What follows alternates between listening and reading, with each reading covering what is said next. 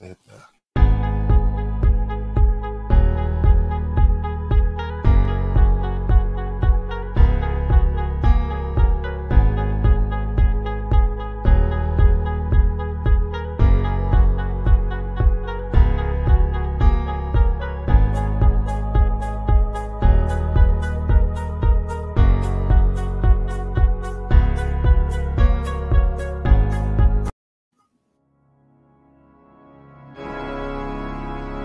have created a monster and it will destroy you.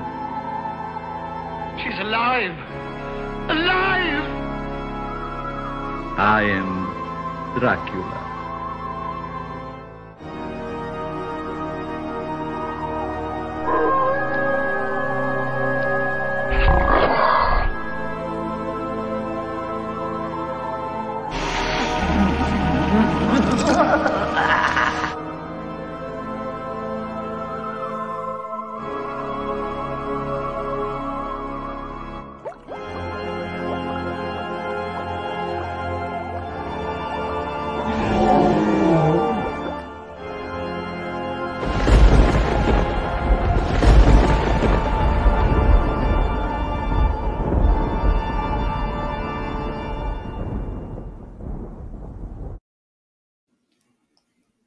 Welcome to the Manor, Monster Manor. This show, I've had amazing guests on, but this particular episode is one that I was looking forward to from the beginning. Many of you know that I was on a show called Face Off, Sci-Fi Face Off, Season 9. And I was going through a difficult time in my life, a changeover, if you will. And I walked into this house, and these were the people that were there. So I am very proud to introduce to you some of my family tonight. This is the cast of Face Off Season 9. Let's introduce some of them here. We have Stevie on, and Kevin, and Omar. We may be joined by some others. But I want to say hi, guys. Oh, my God, it's been so long since I've seen you all. Tell me what's going on. Stevie, what are you doing now? Just sitting here talking to you right now. But I mean, I guess that depends on the timeline here. It's kind of COVID and everything. That whole shutdown, there's not been too much. But I veered course a little. You guys remember, you didn't really see it on set, but off set, I'm kind of a puzzle nerd and everything like that. I actually, as Kevin starts smiling, me and Kevin on set, we like built an entire castle at one point because we were so bored off stage. But yeah, I mean, I got a tiny one.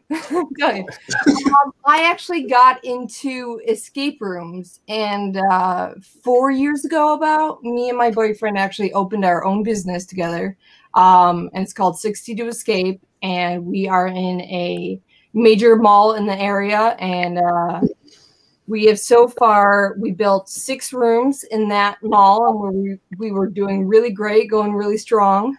Then we actually got approached by another mall that wanted us to open another business there. So we actually expanded to Wisconsin. We opened another escape room there. And then our grand opening for that escape room was March of last year. And we opened, and then the world shut down. So everything's back up, and it's starting to pick up again, but it certainly has been an interesting few years. Yeah, I think for all of us, actually, that's been 2020 was, I wish we could just get a do-over on it, because it really did derail a lot of plans. You know, but I'm glad that you are doing so much. That's amazing. And now we have another excuse to travel the country once things open up and come see your escape rooms. I would love that. I would. Yeah, we need to make this happen, because I mean, this is great seeing you guys on the screen, but it's not like being in your presence and being able to see you guys and hug you guys. And I've missed the hell out of you. I mean, it's been what, like 5 years since the show. Yeah. That's a hell of a lot of evolution for all of us. And we had every intention. Oh, we got to stay together. But I mean, we were totally derailed by 2020, obviously. Yeah. So, Kevin, you're next. What are you up to, man? We're going to get over what we're doing, and then we're going to start reminiscing and just talking real crap. So, what are you doing now? What's your day look like? Well, thanks to Omar, my clam brother. Represent, dude. He started it. So, I gotta see this. What is this? Don't slam the clam. Ah, yes. Nora, she says she loves you. Well, Omar got me into body painting, actually. I think, when was the first time we did it? I think 2016? Yeah, it was a for while. Fantasy Fest. Yeah, so annually I've been doing that. I've done quite a few pieces I've really liked. I have a list of sorry. I did a series of Disney princesses as body paints. I know 3 or 4 of them are watching right now. So what's up? They're in the other room. And I've been doing a lot more film work. I got my own show up on YouTube. It's called Bored as Hell. It's a satirical dark comedy about Satan retiring. He gets his own talk show, and we've got like Teletubbies on there. We got like the flying spaghetti monster. And what else? I did a little bit of work on a virtual reality a while back, the one called Delusion. Yeah. Yeah, I got to make a really cool like ember suit that looks like this person who's on fire when she like crouches down. It looks like a smoldering fireplace. Oh. Got to work on that. And what else? I've been getting back into fine art lately, so people that follow me on Instagram have seen that I've been doing a lot of commissions. I've seen your work. COVID forced me into that, Like I'm stuck at home, so I might as well go back to my roots. Yeah, and I definitely want to get with you guys, a little bit later in the hour, because I'm amazed at your painting work. Omar has recently shown some of his digital paintings and digital work on the Robert Englund. Even if we can't show it during the show, that's cool, because we're going to add that to the comments, because people have got to see that digital work. That Robert Englund was absolutely gorgeous, Omar. Thank you. It was my first time attempting that technique, the hyperrealism. And, definitely it helped doing it on the iPad, because if I had to do it in, like life size, the head would have been like 4 feet tall. Yeah, just to get that amount of detail. Wow. Well, you nailed it, man. Thank you. It was just missing. I didn't know that was on an iPad. Okay. What? I didn't know that was on an iPad. That was awesome. Yeah. I posted the video of the time lapse because the program records every stroke you make. Wow. And it just plays it back real fast. What are you using as your program? Is it Procreate? Is that what you said? Yeah, Procreate. Yeah.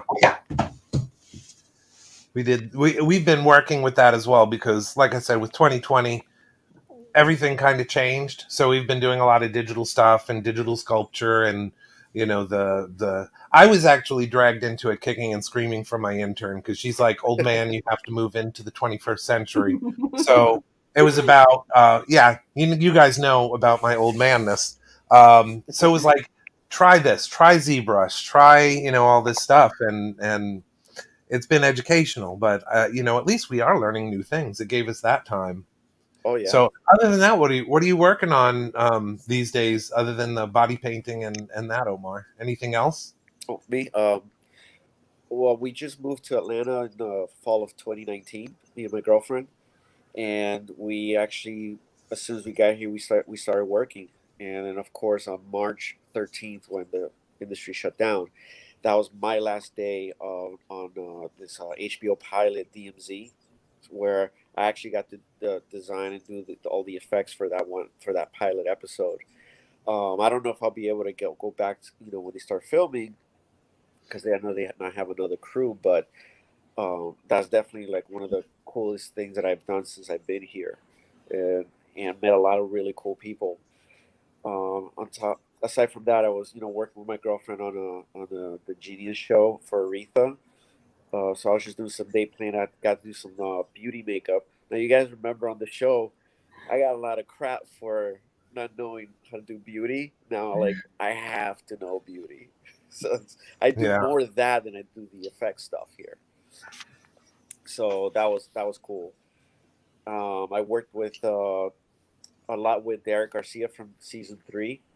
I'm actually I actually covered for him on Black Lightning last week because he was out, and then um, I'm working with him next week on another pilot. We're doing some applications, so I got to work with him a lot while we were in Florida. Now that we're here, Yeah. Well, Florida has had like a mad exodus to Atlanta. That's the new capital. We can't seem to get our collective shit together here to do anything to bring business, which sucks. yeah, They've left it up to the individual counties, and the individual counties have counted so much on Disney and Universal that the film business was like, "Hey, we don't need it." Well, guess what, guys? Disney and Universal is about half capacity now. How are we looking? So maybe someday. I don't know. I don't know. All I know is I ain't going back. Yeah. Well, why would you need to? I lived in Atlanta, and the life creatively is so much better up there. Yeah, I love it here. I love everything. I love the nature, the Four Seasons, the work. Yeah. Everyone's a little nicer up here, which is cool. So I'm from Miami. Everybody is rude as hell. Sorry, my peeps. Y'all are rude. What about you, Yeah. Scott? What have you been up to? Why don't you tell Oh my us? gosh. You Well, know, there's this. what's that? Besides this, yes. Besides Monster Manor. Oh my God. Yeah. Well, I was working for Reynolds when I was last in all of your presence. Um, Reynolds Advanced Materials Smooth On. We still use all their materials and everything, but now we are using and not selling, which is kind of cool. So we've been doing, not surprisingly, not much makeup. I wish I could say we were, but it's like I got off a Face Off and I did the show circuit, and people would want me to do that. That's where I met Amber. So there was at least a happy ending to the weird chapter of my life that you guys were a big part of, seeing what I was going through then. So I meet Amber, we start our shop. So the biggest thing that we do a lot of work with theme parks, but the biggest movie I was on, if you want to even say that, was able to work on Medea's Boo. That was kind of cool.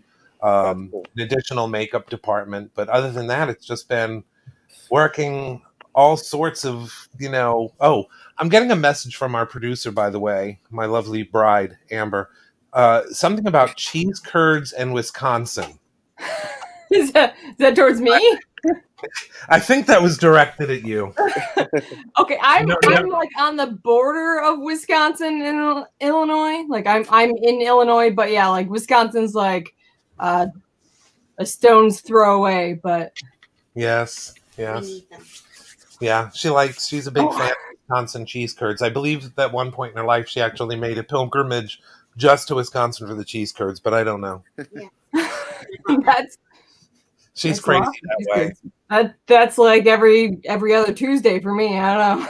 Yeah, lucky. But yeah, that's basically what we've been doing, just trying to stay up on things, and we did some work for one of the major theme parks that might involve a rodent. We did that a couple of years ago. They are airtight in what we can disclose that we did, but Can I ask? And you could just give me a signal. Were you involved in the Star Wars building of that whole Star Wars theme park? I can neither confirm nor deny that. Yes, So it's like yeah. when we all got casted, and you had to tell your friends. I can neither confirm nor deny that I'm on Face Off. That way, if the mouse is watching, because he does have ears and eyes everywhere, he's like worse than the CIA. But yeah, we can't say, we can't confirm nor deny. So yeah. awesome. Allegedly. Yeah, remember that. Congratulations. Yeah. I mean, allegedly, congratulations. I think allegedly, congratulations. Yes, yes. But that was it in a nutshell. And then, of course, some of the work with Mego, the toy company, and, you know, doing that sort of thing. But it definitely has not been what I thought it would be the last 5 years, which kind of leads me into a collective question for all of you guys in the first hour. You know, I had a few instances where I was working with people where I actually went in and I had to, you know, interview and stuff like that for gigs.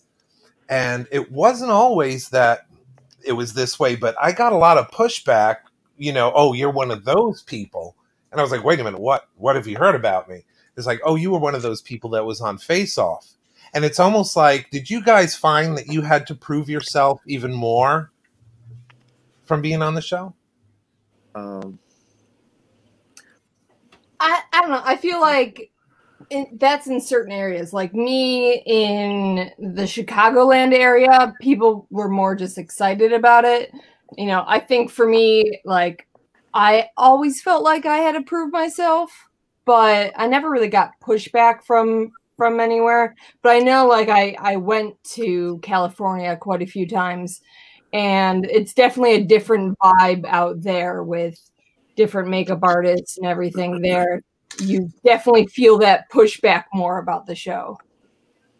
Yeah, because we're like Johnny Come Latelys, really. I mean, we were on season 9. They had, you know, 8 seasons before us. And, you know, I guess a lot changed, you know, in the first seasons, Connor and Laura Dandridge and all of that. I mean, we had a different thing. But, I mean, that's nothing new to you, Stevie, and a lot of the other women in makeup and the creative arts. Yeah. You always almost, it seems like you have to overprove yourself. And we haven't caught up to equality, I think, as much as we like to preach that. The women always have to prove themselves and do more and work harder and still fight less pay and everything.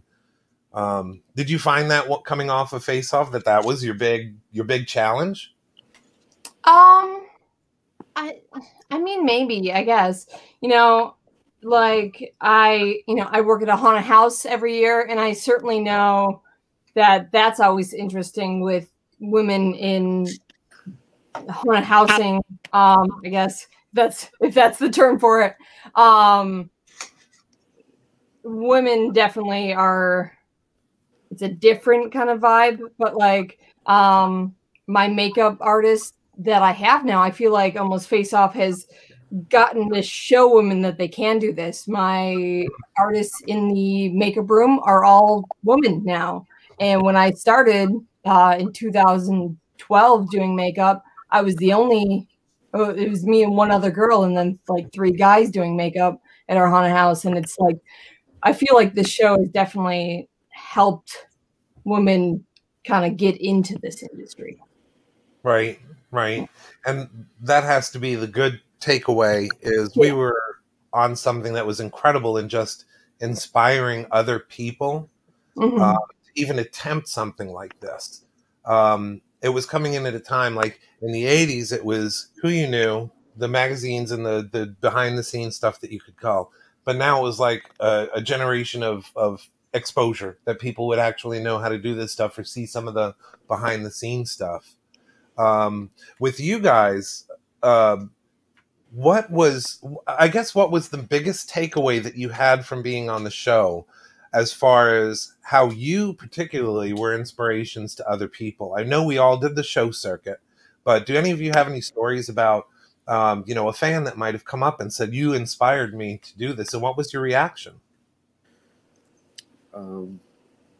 I had a couple of them approach me, a couple of fans, and they told me that they because they watched the show, they wanted to go to makeup school. They wanted to know which schools I would recommend, and asked me, a bunch of advice on how to get into the industry. And as you know, like before I even went on the show, I had been in the industry, but I had left for a while, so I had like a different perspective than some of the castmates, because I had already been there and I already like knew what I needed to do to get in. So there's a lot of people that think of, well, maybe if I make it on the show, that's one way to get in. I was like, yeah, that is one way, but you're not guaranteed to get on the show. So there's other things, there's other legwork you have to do.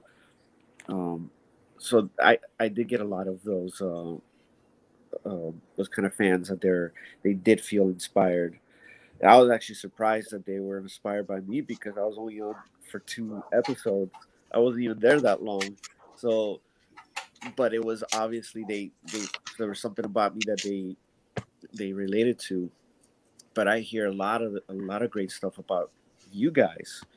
Like I can't get enough like praises for Kevin. Kevin is always getting all these little groupies, and they're always oh, Kevin, hey, can you hook me up with Kevin? It's like I think he has a girlfriend right now. So, but it was cool. Like when he came down with me at Fantasy Fest, like anybody who knew him, they're a huge fan of Kevin. He definitely touched. He touched some hearts there. Hearts. Yeah. Kevin touched hearts. Yeah. Oh my. Well, it's Fantasy Fest. There's a lot of skin canvas. We'll just say that.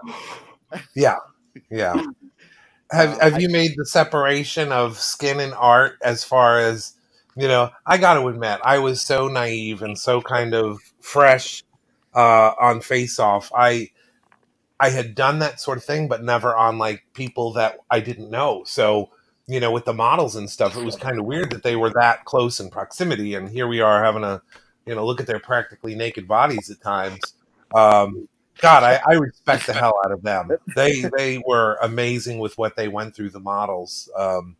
But yeah, that was always one of the interesting things is you have to get very up close and intimate with the people that are your canvas. Mm-hmm. And it makes all the difference in their personalities and how they blend with your own. Were there any embarrassing stories that you guys would want to share about a person that you had as a canvas, either on or off the show? I'm trying to think of an embarrassing one. I don't have any. No? You mean like no weird requests or I was not prepared for the social media barrage. Man. Followed the appearance. Did you guys have any experiences with that you could share? If you go on my social media, you can tell how much I am not good at social media because you won't see anything that I've posted at all. To the point where as you guys all know, I know some people don't know, when we all went on Face Off, you had to have someone in charge of your social media to post for you so that people didn't think that you were on. And I had some friends who were like, what was with that? You posted more than you ever post. Yeah. I'm not big on that. And I only have a Twitter because I had to have one for Face Off. So it was certainly intense for me having a barrage of fans and people following me. And, I'm sure there's plenty of people that are disappointed that I don't share much anymore, but I just have never been one to be good at that, I guess. Yeah. That's a good thing, actually. Stay away from social media. I want to go back, Scott, to a few questions you asked. So for me, being in Denver, Face Off didn't hurt just because, what's funny?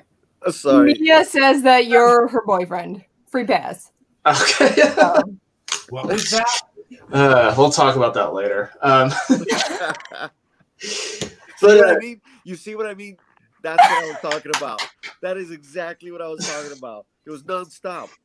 The chick. What am I missing? I can't see that. It's too far away. I can't see the gift. She's one of my roommates, and she's clowning on me right now. Trolling the crap out of you. And I painted her. You young kids on that show, you were the hot ones too. Come on. Not me. Don't look at me. That's these two. Well, I was the awkward one. I don't know. You're still the awkward one. Wow. It won't change. You just admitted it. Yeah. You don't even know how Twitter works. I hate Twitter, actually. Stevie, just own it. It's a wonderful place to be. I'm the old guy. I got that. That's my demographic. You're the goofy one, but you're pretty and you're talented. So take it. You're like, Thank you.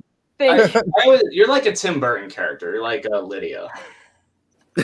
You know what I mean? She's just like, kind of gloomy, but quirky. Are you saying I'm gloomy? Just you look gloomy. You just look like Tim Burton would catch you. It's a compliment. It's a compliment. Yeah, I'll take it as one. I don't know how. Anyways, where was I going with this? Facebook actually helped me just because Denver's not competitive at all with effects. So I didn't have to deal with like what people like, because Omar's told me that in Atlanta it's kind of the kiss of death to have been on Face Off. So they don't talk about it. California is like that just because there are so many people there that had to do it the hard way. They think Face Off is kind of a joke. Yeah, Florida too. Yeah, It's not like that here at all. I mean, it actually changed my life in a lot of ways. And to move on to another question you asked about what the takeaway was, I think for me, I became better for it. Made me want to help other people become better because all of you guys made me better. I mean, Scott, I always talk about your molds. I mean, your molds. Jesus, I love your molds, man. Are art. They have these amazing pry points, these like very even, sexy edges, and I'm just like, damn, talk about that mold. The only people I ever heard. Do you remember what the PAs used to say about the molds that I made though when they had to break them? That they were like impossible. Yeah. Yeah, they made amazing molds. So much. I remember we were on a challenge together. Like, Scott, I love your molds, but we have less than an hour. We gotta be deep washed. Stevie, I was also with Scott, and I feel that. Like, so clean. You're all about the edges. You're all about the flashing. Best flashing I ever saw. You have to appease the mold gods. That's their offering. And Omar taught me how to body paint, and he's made me want to be better at sketching. Get out of here.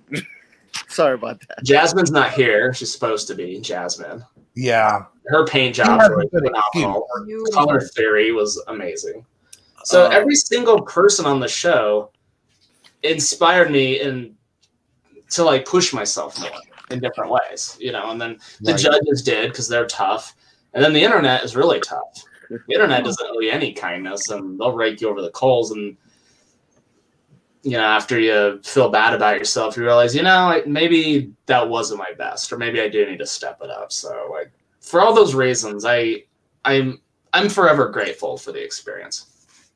Yeah, and that was I definitely second that because you guys collectively brought a new facet to my life with each episode, with each challenge. The couple one that Stevie and I did, that was a big challenge. Lots of stuff that went on with that.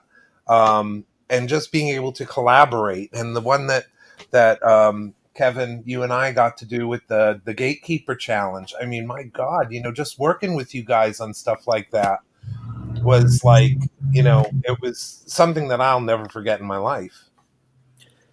Yeah, I learned a lot working with Kevin and Sydney. Kevin, my first day with you was very educational, extremely educational. That was the largest mold I've ever made in my life. I think it's oh my God, yes. What? Yeah, that was all three of us were in the bottom for that. Omar, that's still the largest mold the show's ever seen. Yes, it is. Roy Woolley had the record, and then we beat him because ours was 8 feet. And since the oven was 8 feet, we scaled it back a few inches on each side. So, yes, our mold is boss. That was amazing.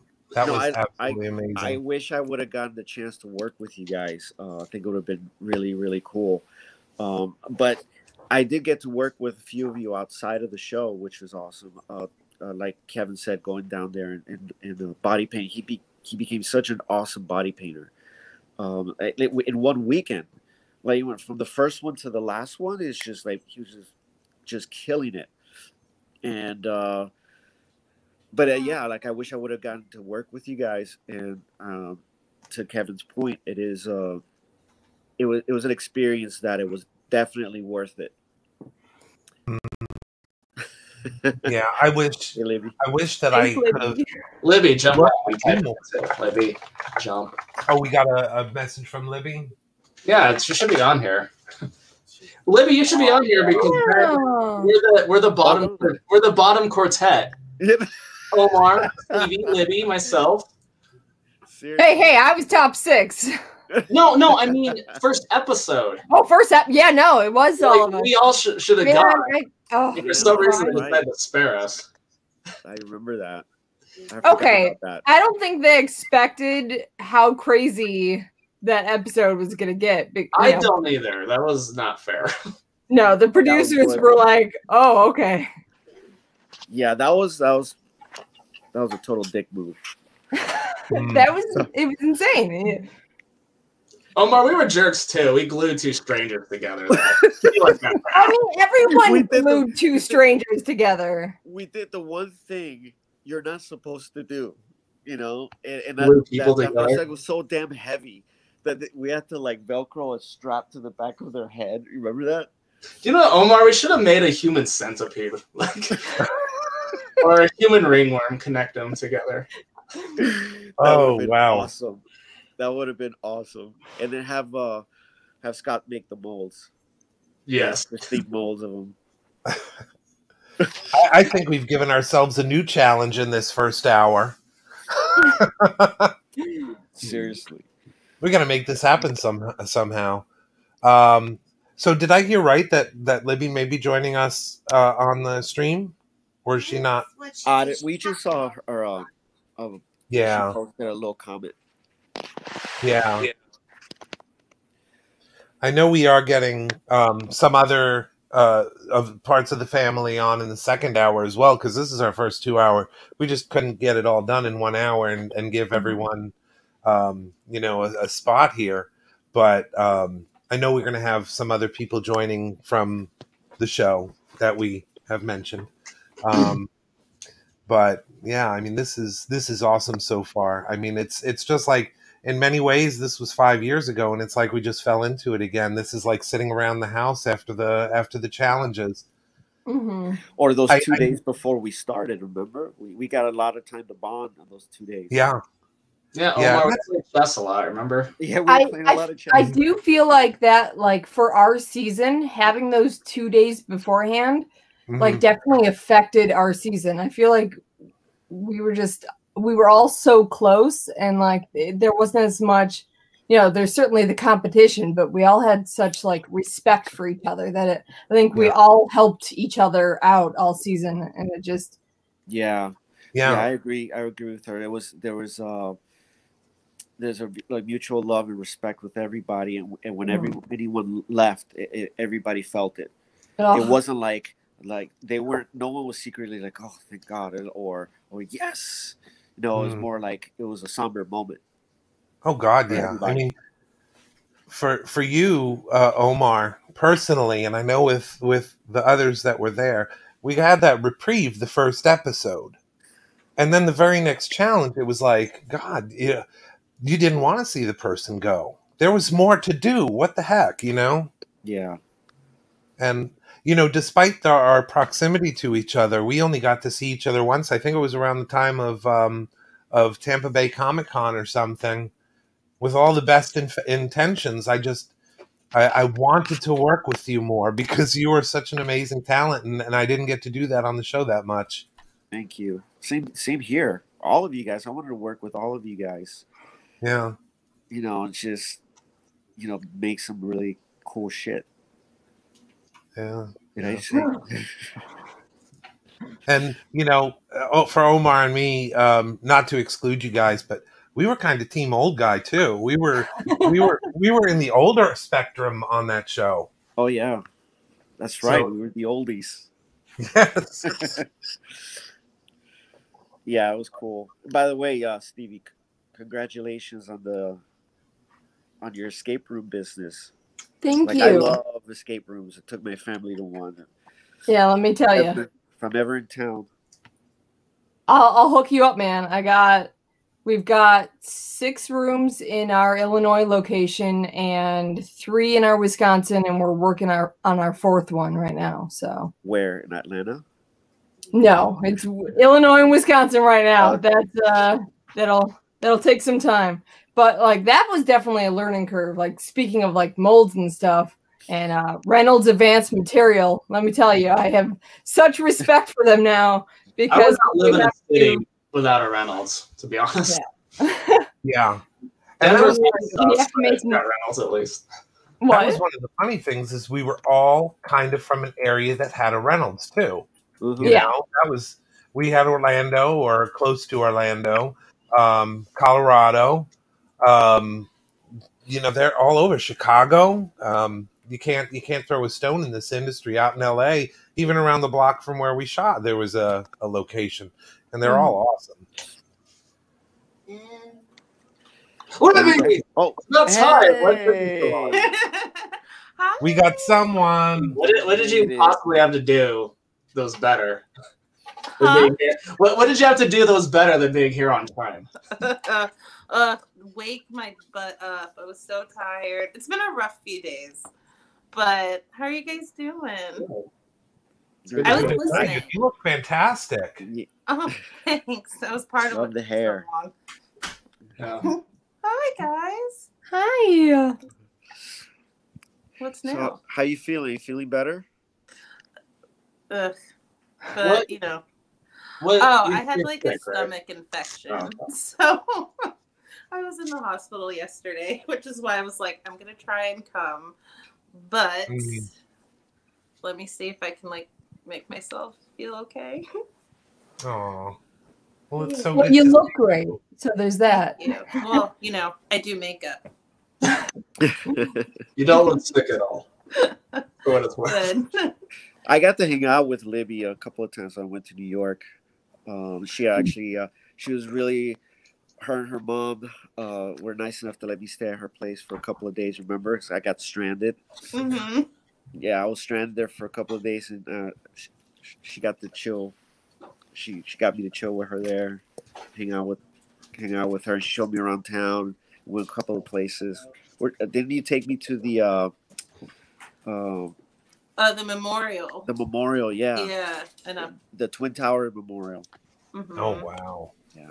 Yeah, that was fun. Not as fun as Miami though. I heard you guys talking about Miami, as I was like trying to get it, and this guy saved our butts on a shoot that we had where we had to make like 10 Rick Ross impersonators. Oh yeah. And like the director was like, well, we don't have any money for tattoos. I'm like, this guy's covered in tattoos. And we got out there. And they promised us to just do, he was like, okay, we just have to do one person. And then like 10 guys that looked nothing like Rick Ross with no tattoos showed up. It was like, Omar, where's your airbrush? Like, teach us how to do this. Let's go. I'm not a body painter. Yeah, that was crazy. And then I helped you with the other like that fish girl makeup. Mm-hmm. Was that for the that same was all dude? part of the same like thing. Oh, I don't know. It's my computer. Yeah, that was a fun one. Man. Yeah. Kevin, Stevie. Sorry, I know I'm a little bit late to this. I'm like still sick. I missed a lot. Oh. We'll catch you Tell up. us your name, what you do. I'm Libby. Right now, I sit on the couch and I watch Netflix most of the time. Lucky. Avoiding people. Yes. And these are strange times we're in. I know. Sure. What have you been up to, Libby? I just told you, sitting around watching Netflix. And really? It's definitely a lot quieter in New York. You know, I feel like everything has scaled down. It's hard to cram 50 people at 6 feet apart in anything that exists in New York City. So, I mean, I have been pretty fortunate. I've had like a few things like trickle through, like some pharma commercial. I've actually done a few acne commercials, which, you know, is the new acne thing that, you know, I guess the pharma companies are trying to push products for. So that's kind of fun. But yeah, really, I'm like still working at Alcone, so do that part-time, which is nice because then I get to be with Joe and hang out with Mel Licata a lot. She was on. I can't Tell her I remember said what hi. She was on 10 and 13. Tenet, thank you.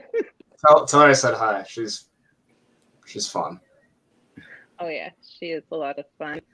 But, you know, yeah, COVID, you know, last year we both got into the union and we were like, yeah, let's do this. And then the world was like, you're shutting down. We're like, oh, Yeah.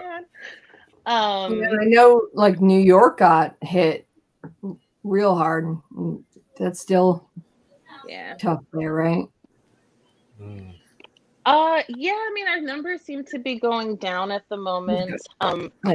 You know, I feel it's like everyone's like, it's going down, let's go out. And then it was like, the numbers are going up, so back down. So yeah, we're about to reopen for like part capacity now, so we'll see. You know, it's kind of like my New Year's resolution this year was to not make any big life goals or because like you just never know.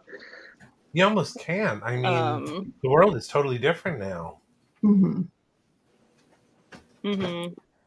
But you know, New York, that was kind of a center. Florida said, "Hold my beer," and now I think we're number one. You know, I don't get this. I don't get this. Florida man is a state now, evidently. But Omar, you know what I'm talking about. Yes, I do. What's up, guys? It's Meg. I know. No. Hey, that was a technical glitch. Or either that, or it was a subtle nudge that we got to play Meg's clip because Meg couldn't be here. I know we're about ready to go into the. Tiny vampire calling oh yeah. The producer was just saying that yes, Jasmine has a tiny vampire that's hungry. Oh yeah. We're not all here, but we're all here in spirit, and we're going to try to get messages added as well. So we're almost at the half-hour mark, I think. Is that correct? Yeah. Okay. We're at 9:43. Okay, over. We're a little over time. Supposed to be. Well, we got 2 minutes. Okay, so we're going to play because Meg couldn't be here. She was actually working a real job and everything. But she recorded a message for us all, so you guys got to see a little bit of it. Here's the rest of it. We'll be right back. What's up, guys? It's Meg. I know, no side shave, got bangs now, a whole different person. But it's me, in spite of the mask. I'm actually at work right now on one of our breaks. I'm so sorry that I can't make it to the stream. I really wish I could, but I've just been so busy already this year that unfortunately I'll be filming while you guys are having your little reunion, and I miss you guys. I guess I'll update you a little bit on what I've been up to since our season came out. I wound up packing up my car and moving across the country about 7 months after our season finished airing. And I basically was like, well, we'll see what happens. Kept my job at Sephora, but about a month after I got to Los Angeles, Glenn actually reached out to me, and Glenn and Neville asked me to come on board their team to help out with some lab work for Star Trek Discovery, which was, oh my god, it was so incredible. I got to meet Doug Jones. It was like dream come true. And from there, I did a couple other projects at Alchemy, which is the name of their shop. I then moved on to working at creative character engineering, working on Black Lightning. I did a couple other things, random stints at shops. I've done a lot for Fawn Davis over at Fawn Co. but I basically kind of, as soon as work started slowing down in the shop area, I decided to just strike out and see what would happen if I worked on set. And I've been just so incredibly lucky to be able to make a living doing this all the time. I guess my first big set job after that was a bunch of Steve Aoki music videos. Got to meet T-Pain, that was pretty cool. Then I started working on more digital web series type things, feature films, and a lot of music videos. I did a really cool project. It was like super dream project for the Alien franchise, for the Aliens 40th anniversary. I got to do one of the short films that they put out that were inspired by and kind of dealt with that through 20th Century Fox. So if you haven't seen Night Shift, it's amazing. Our director Aiden was so lovely to work with, and I got to actually, our pyro guy knows James Cameron, so we got to actually use some of his screen used props from Aliens. So that was really, really cool. Recently, I've been doing a lot of teen digital web series for a company called Brat. I did, I helped out on an Ash Nico music video, making tentacles and a bunch of other prosthetics and applying them on set. I got to do a Doja Cat performance, some Post Malone stuff. There's been a lot of really awesome, epic opportunities that I've been so lucky to have. And I just could not have dreamed this life for myself. On day one of Face Off, going in there and seeing all the stuff in the lab for the first time, I was like, I don't know what I'm doing. And here I am now. It's crazy. I hope I know what I'm doing now, but we'll see. Learn more every day. But it's just been a wild ride, and I'm so thankful for you guys, the fans. I'm thankful to my Face Off family. I'm thankful for so much that I'm so lucky to have in my life. And again, I wish I could be there streaming with you guys, but I will be on location doing a million things that day. So I'm department heading a show right now, and we have really long days, really crazy hours, but I love it. I love every second of it. I miss you guys. I can't wait to watch this after it's live streamed and catch up on what everybody else is up to. And again, I just wanted to say thank you to everybody for following me on this wild ride. And you can check out what I'm up to on a daily basis, or like a more frequent basis, via my Instagram, which is @LittleMonsterDoll, or on Twitter, my favorite, which is @cupcake_Meg. But yeah, wish I could be there. Hope you guys are killing it. And congratulations to Jasmine, especially, for her new tiny baby. So cute. Congratulations. Love you guys. I'll see you later.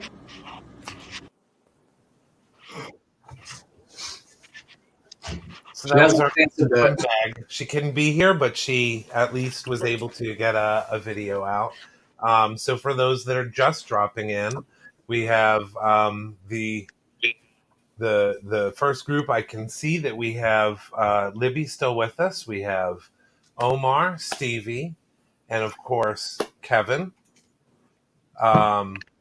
Who else do we have? Do we have anyone else that has popped on here? Nobody that we've added to the stream yet. Okay, so we do have some other people. They're next.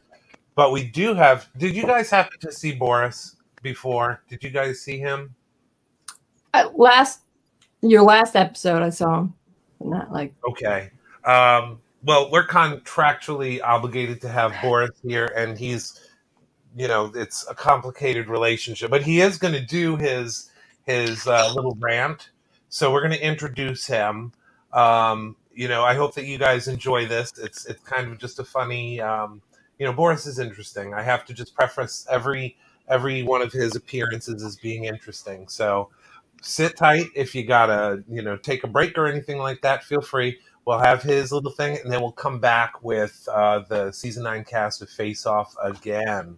So sit tight. Libby, are you okay to stick around for a little bit? Yep, I'm going to hang out for a little bit longer. Okay, we'll come back and then I want to find out where you are and you know how you were impacted by your time on Face Off as well. So when we come back, we'll make it quick and then we'll see you in just a few minutes here. Are we ready to do this? The wonderful Boris, and then we'll be back. Hang on one second. You'll say your goodbyes. Yes, okay. Yes, we will be back. Technical. Hang on one second. It's looking clear.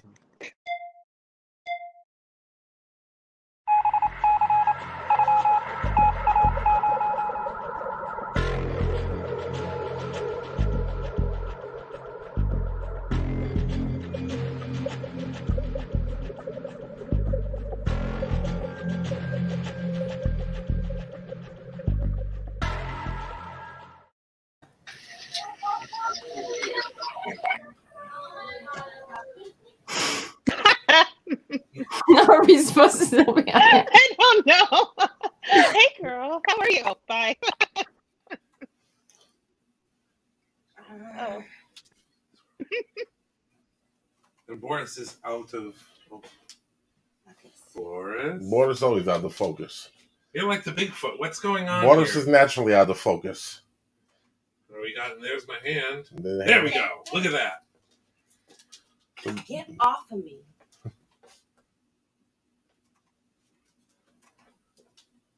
Is this thing on or what? We are good to go, Boris. We on? Yes, sir. Welcome to the Boris segment of the show, otherwise known as Monster Manor P-Break, apparently. It's Mr. Man, it's 45 minutes in, 46 minutes in. Boris is supposed to be on 30. What the heck? What? And by the way, nice shirt. You gonna wear that every week? I think so. You know, you can go to Walmart and get another shirt for like $9. Boris. Yes, lady. Oh, by the way, lady, wear this for you. So you know, I know like last week, you know what the name is. Boris. Yes. Disclaimer. That claimer too. What? No. You got it in the email? Boris doesn't check his emails from you anymore. Oh, wait. What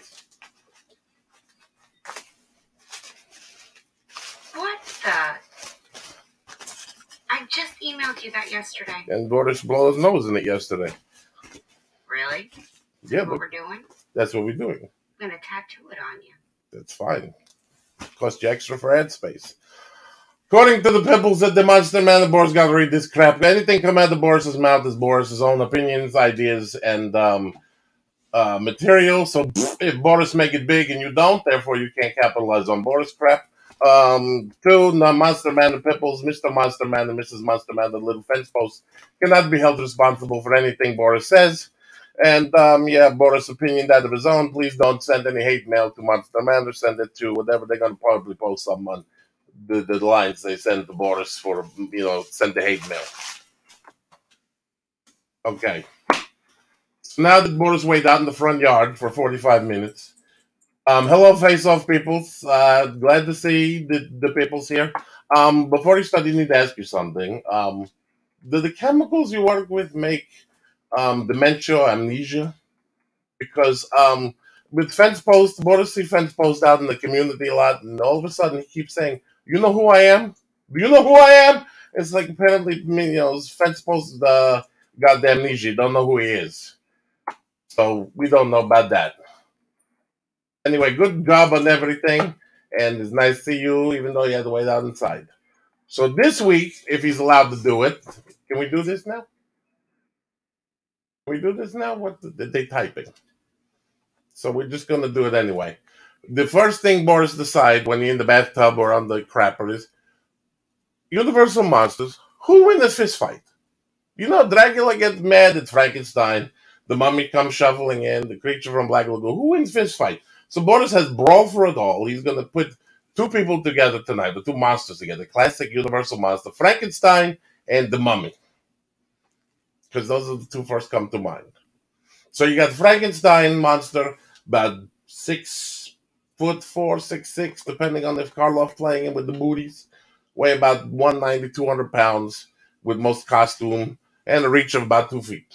Then you got shuffling little mummy, Again, Karloff, about 5'9", 140, soaking wet with bandage all over. You drop him in the arena, this is how it's going to go, according to Boris. One, Frankenstein's going to shuffle around because he don't really care about the mummy. He's going to shuffle around like stupid fourth grader looking for door to get out. Mummy see Frankenstein, mummy starts shuffling forward. Now, this is the mummy in the movie with the left hand, the right hand kind of stuck to the mummy, so you only got one good hand, and he walked like, 6 blocks a year. So mummies come shuffling, Frankenstein see him, turn around, what's your beef? Mummy give him the eyes. Because you ever know the mummy movie, nothing really do nothing except drive people crazy or you choke them.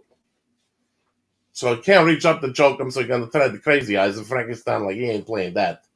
So he's going to come over and punch mummy in the face, knock mummy down. And about an hour later, the mummy going to get up, because it's like a turtle. You got one arm, two stiff legs. Frankenstein still walk around in a circle like it's the 5-year-old with a head injury, wondering what's happening. So the mummy come over, grab Frank with a good arm. Frank like, can I help you? Mummy gonna try to punch, but other arm stuck. So this time Frankenstein gonna just pretty much grab the arm, rip it off, and start beating the mummy to death with it. Well, beating the mummy already dead. Frankenstein after about 5-6 whacks get bored. Gonna grab the mummy by the bandages, and whee, there go the mummy. Pile of dust. Mummy bits, and Frankenstein reigns supreme. I'd say about 2 hours for a fight, but just because it take the mummy so long to get up. And Frankenstein, kind of stupid, he's going to wander around not knowing he's supposed to punch anybody. And that's the fight. And that was, that's what Boris had to come up with tonight. Because, apparently fence post, we're going to do a reunion and we don't want you to bash nobody. So please come up with something, some fluff piece. So that's the fluff piece he come up with. And they're probably down to like 8 people because everybody go to pee. Thank you, by the way, for the 45-minute wait. And not text Boris out in the front, say, hey, come on in, have a seat. We're running over. We try not to let you into the house most times. Yeah, but of course that. And then nice thank you for the box and the tape where you got to stand. Anyway, Boris got the pretty much going to leave because he got the master of the bingo parlor playing pickleball with the old people in the villages. I don't know what pickleball is really, but they played the ball with the pickle maybe? I don't know, but no, I think that's Boris's 15 to 20 minutes. That's his allotted time for the evening. That by the way, Boris. Oh yeah, the contractual obligation. Wait. 2 hours. Not 2 hours. It's contractual obligation to say, Boris, bring you tonight, brought to you by Pache Airbrushes, because you only get this face with the Pache. And with all your airbrush needs, maybe it's sold at the 2 guys in the Walmart or something, or go Pache online. We don't know. What do you mean 2 hours? This is a 2-hour show. It's not a 2-hour show. We still have a whole nother hour. Listen, you want to mess around your face off friends, you do that. No, we emailed you. Producer, didn't you email him? I thought we handled. It's definitely in the email. What, the disclaimer email? Below the disclaimer.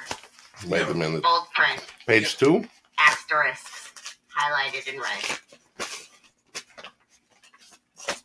This one. Yes, the one you Nobody redacted. redacted anything. Boris redacted a lot of things you write to Boris that find offensive. Coffee? What? Is there coffee on there? Yes. Really? Coffee, horseradish sauce. See, we write the big nope to 2 hours. Boris got stuff to do. And the cursing part, he done cut. Because you say in the beginning, he hit on the thing, keep it PG-13. Boris can't curse, so. Well, we've got more people. We will see you for the second hour, right? For Maybe. the wrap up? I hope so. Maybe. I'll have. Did you have to deal with this? The face people? You had to deal with this. And also, Boris' question, where was Nick Cage and John Travolta? He watched like 13 seasons and they don't show up. I don't know. So nothing? Oh, yeah. Please buy that poor dude in the bottom, the Brady Bunch square sleeves. He was cold. Did they not pay you on Face Off to make the sleeves? That's fine. Boris will send you a t-shirt. You send the Boris money, Boris send you a t-shirt.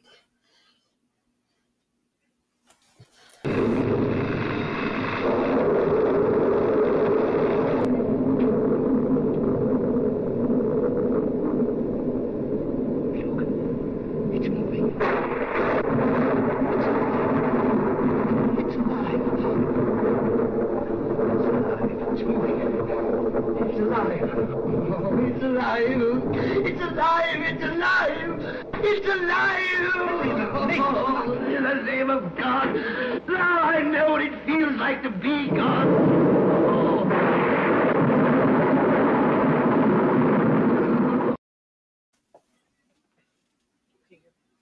Welcome back to Monster Manor. I always have to apologize for Boris, and he's going to be having to stick around for an extra hour, so I'm sure he's going to be... Boris is going? Yeah, he's going to be incorrigible. But anyway, we have with us my castmates and second family from Face Off Season 9. I think that if you guys wanted to, you could stick around in the green room as we do this. But I did want to say to Libby, if you want to spend a little bit more time with us, I'm sure we can fit you in there now. I don't want to shortchange you because you've been through a lot this week, and we hardly got to speak. But is it okay if you maybe stick around for the next hour for a little bit? Are you okay to do that, Libby? Yeah. Okay, Yeah. Perfect. I'd love to. Perfect. And again, Omar, Kevin, and Stevie, if you guys want to stick around, you can for the second hour. I know we can only fit a certain number of people on the screen and you can be able to see them. But could you guys let us know, just in case, where can we reach you and where can we talk? Where can the fans, find out what's going on in your lives? I can't hear you right now. Something's wrong with the audio. Oh, I'm sorry. How about now? Is this any better? I apologize. It's not the volume. It's just that the keeps cutting off. It's like static. Oh, does it? Is everyone having a hard time hearing me now? I can hear you. I can kind of make you out. I can hear. Okay, so might be just a technical glitch. Repeating again, though. Tell us if you can hear me. Where should we try to hook up with you on social media and find out what's going on in your lives and me? Yeah. Yes. Okay. On Instagram, those of you that were following me on Instagram, for some reason my handle got deleted. I don't know why. But I have a new one. It's called Nomad Studios Effects. And or you could just go to my website, which is pretty much my full name, omarsfredo.com. Perfect. And I don't know if you heard me when I said it, Omar. If you want to stick around through the next hour, afterwards we might all be able to kind of communicate in the green room together. We can only show a certain number on the screen at one time, but we found out that we might be able to all... No? What's 10 people total in the green room? Okay. So I guess that's not going to happen. I'm sorry, the limits of technology. But Omar, definitely thank you guys for hanging with us. Kevin, can you shout out your social media handle so we know how to reach you? Yeah, it's real easy. Just Kevin Ward. Kevin Ward on Instagram. Same with Facebook. I'm going to get a website one day, but I've been saying that for many, many years, so it probably won't be tomorrow. So message me on Instagram, Facebook. I'll do a painting for you or something. Wonderful. I want a painting. Miss Stevie? I am on Instagram and Twitter and Facebook and anywhere else as an imager, if anyone's on that. As seen on Stevie, which is just like as seen on TV, but my name instead. Fun.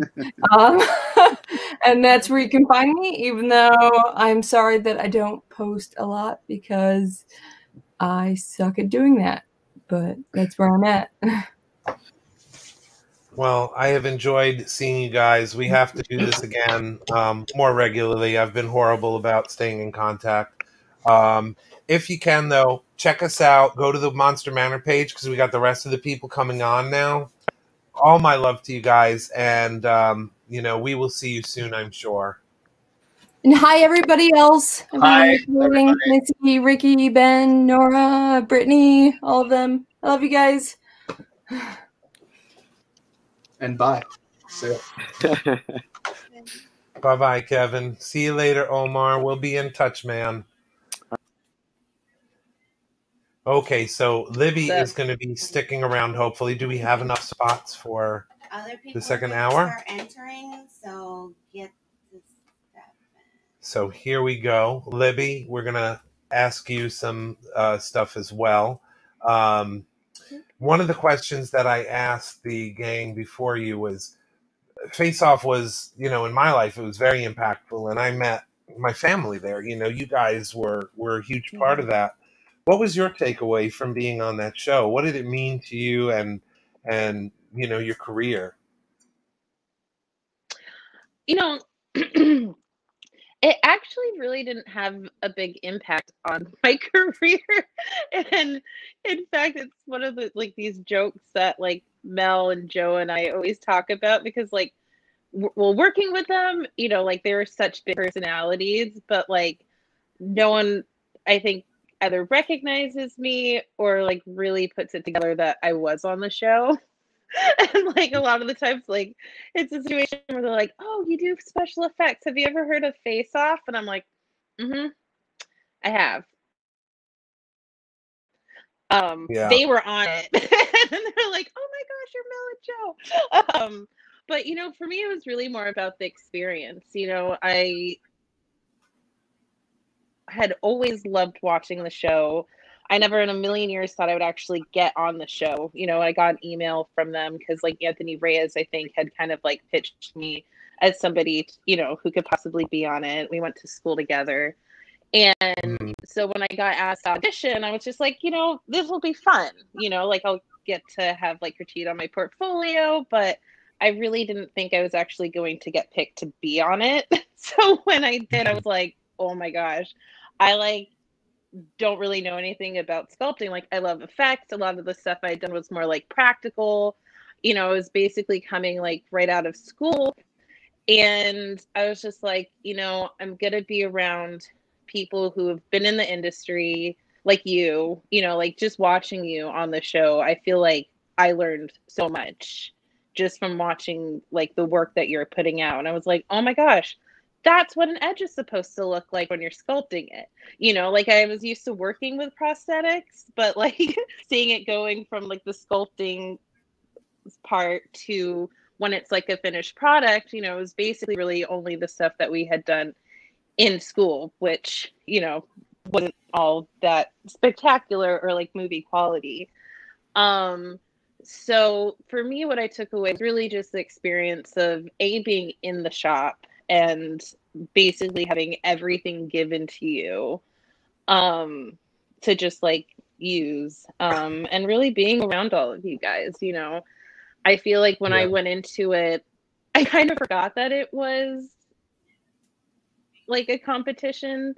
Everyone was so wonderful and supportive of everybody else that, you know, I think in a way I kind of got a little too comfortable because I was just like, I want to try everything. And I was like, wait, you probably stick to the things you do know how to do and execute correctly. True. But, you know, it's just, I was able to really go and try things that I'd never had the opportunity to. And, you know, I was really happy and proud of myself in the end of the day. And, you know, the fact that I got to meet all of you guys and even just in the Face Off like community, you know, like Rashad for a really long time, you know, I'd call him and I was able to be like, you know, we kind of like kept in touch and like, you know, I could ask him questions on like different materials or things I could use. And so that was really what I was able to take away from like the experience and really creating more of like a group of artists that I could talk to about this really cool, weird, hard experience that I don't think anyone, unless they've been on reality TV show, but also doing all of these things in such a short time period, could ever really understand, because it was insane. Like and you know, speaking of like 24 hours of time. Yeah, I think that was it, like 18 to 21. Speaking of those crazy times and people that we that we got to meet and fall in love with. We do have some other people to join us, so if you have to duck out, I totally understand with what you've been through this weekend, especially this week. But please stick around as long. Feel free to hang out. But I do got to introduce my brother here. Ben is joining us. Hello. Mr. Plowman. How are you doing, man? We've got Nora coming in as well. Oh, hey, guys. And we got Brittany, who's been waiting in the wings, and we were afraid we weren't going to get to see her face either. And I'm so glad she's here. And we have Ricky. Is he here? Hello. There's Ricky. Hey. Hey, what's going on, guys? And I told you we were going to be packed. Oh, I was like, yeah, yes, we yeah, can. here we are. Hello. Yeah. We are all live. We still got one more person to add. Missy. Hola. Is this a packed screen or what? It's perfect. I really wish we could have had everyone on at the same time, but there were limitations to technology, and we probably would have been peanuts on the screen anyway. I mean, and last but not least, Jason. Yay! What's up, J-Dog? What's up? Zombie Wow. Dog himself, and best man at my wedding. So yeah, and that's all of us, right? That's all we've got now. Okay, thank God. So. We're peanuts on the screen now. So let's take turns here telling everyone out there, our many fans, and we're one of them. I'm one of them. I love you guys, and I've missed you so much. Let me just say that. You guys are family, and I have missed you all so much. But what have you been doing? What has happened in the last 5 years? Not 2020, I know that sucks, but what have you guys been doing? Take turns, and let's catch everyone up here. Who's going first? I'm looking at you, Ben. We're going alphabetically, I guess, maybe. Yeah, that All works. right. Are we going with me? Yeah. I guess so. It's all you, Everybody's baby. Let's go. All right. What happened? A lot's happened, I guess. I don't really remember what happened after the show. I remember after our season, I stayed in my room for 2 weeks, afraid to go out and re-explore the world, because there's something about being isolated for 2 months and not really being able to I don't know, expose yourself to the rest of the world and have other things matter other than, what we had to kind of focus on. So it took a little bit of time for me to reacclimate.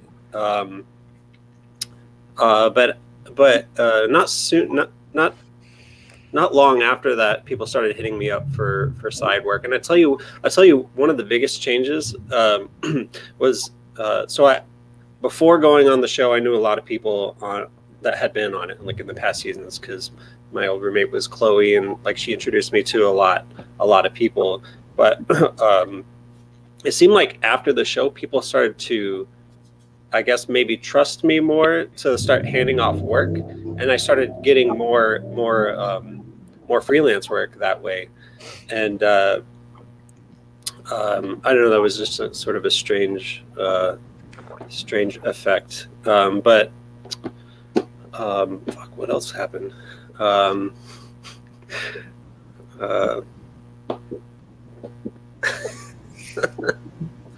Let's see, what did I do?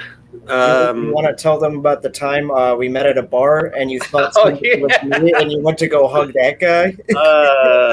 So I was working on a feature in Syracuse, and we had a weekend, and so me and my friend Gabby decided to head into New York, and and I hit up Ricky, told him that I was going to be in town, and we decided to meet at a bar.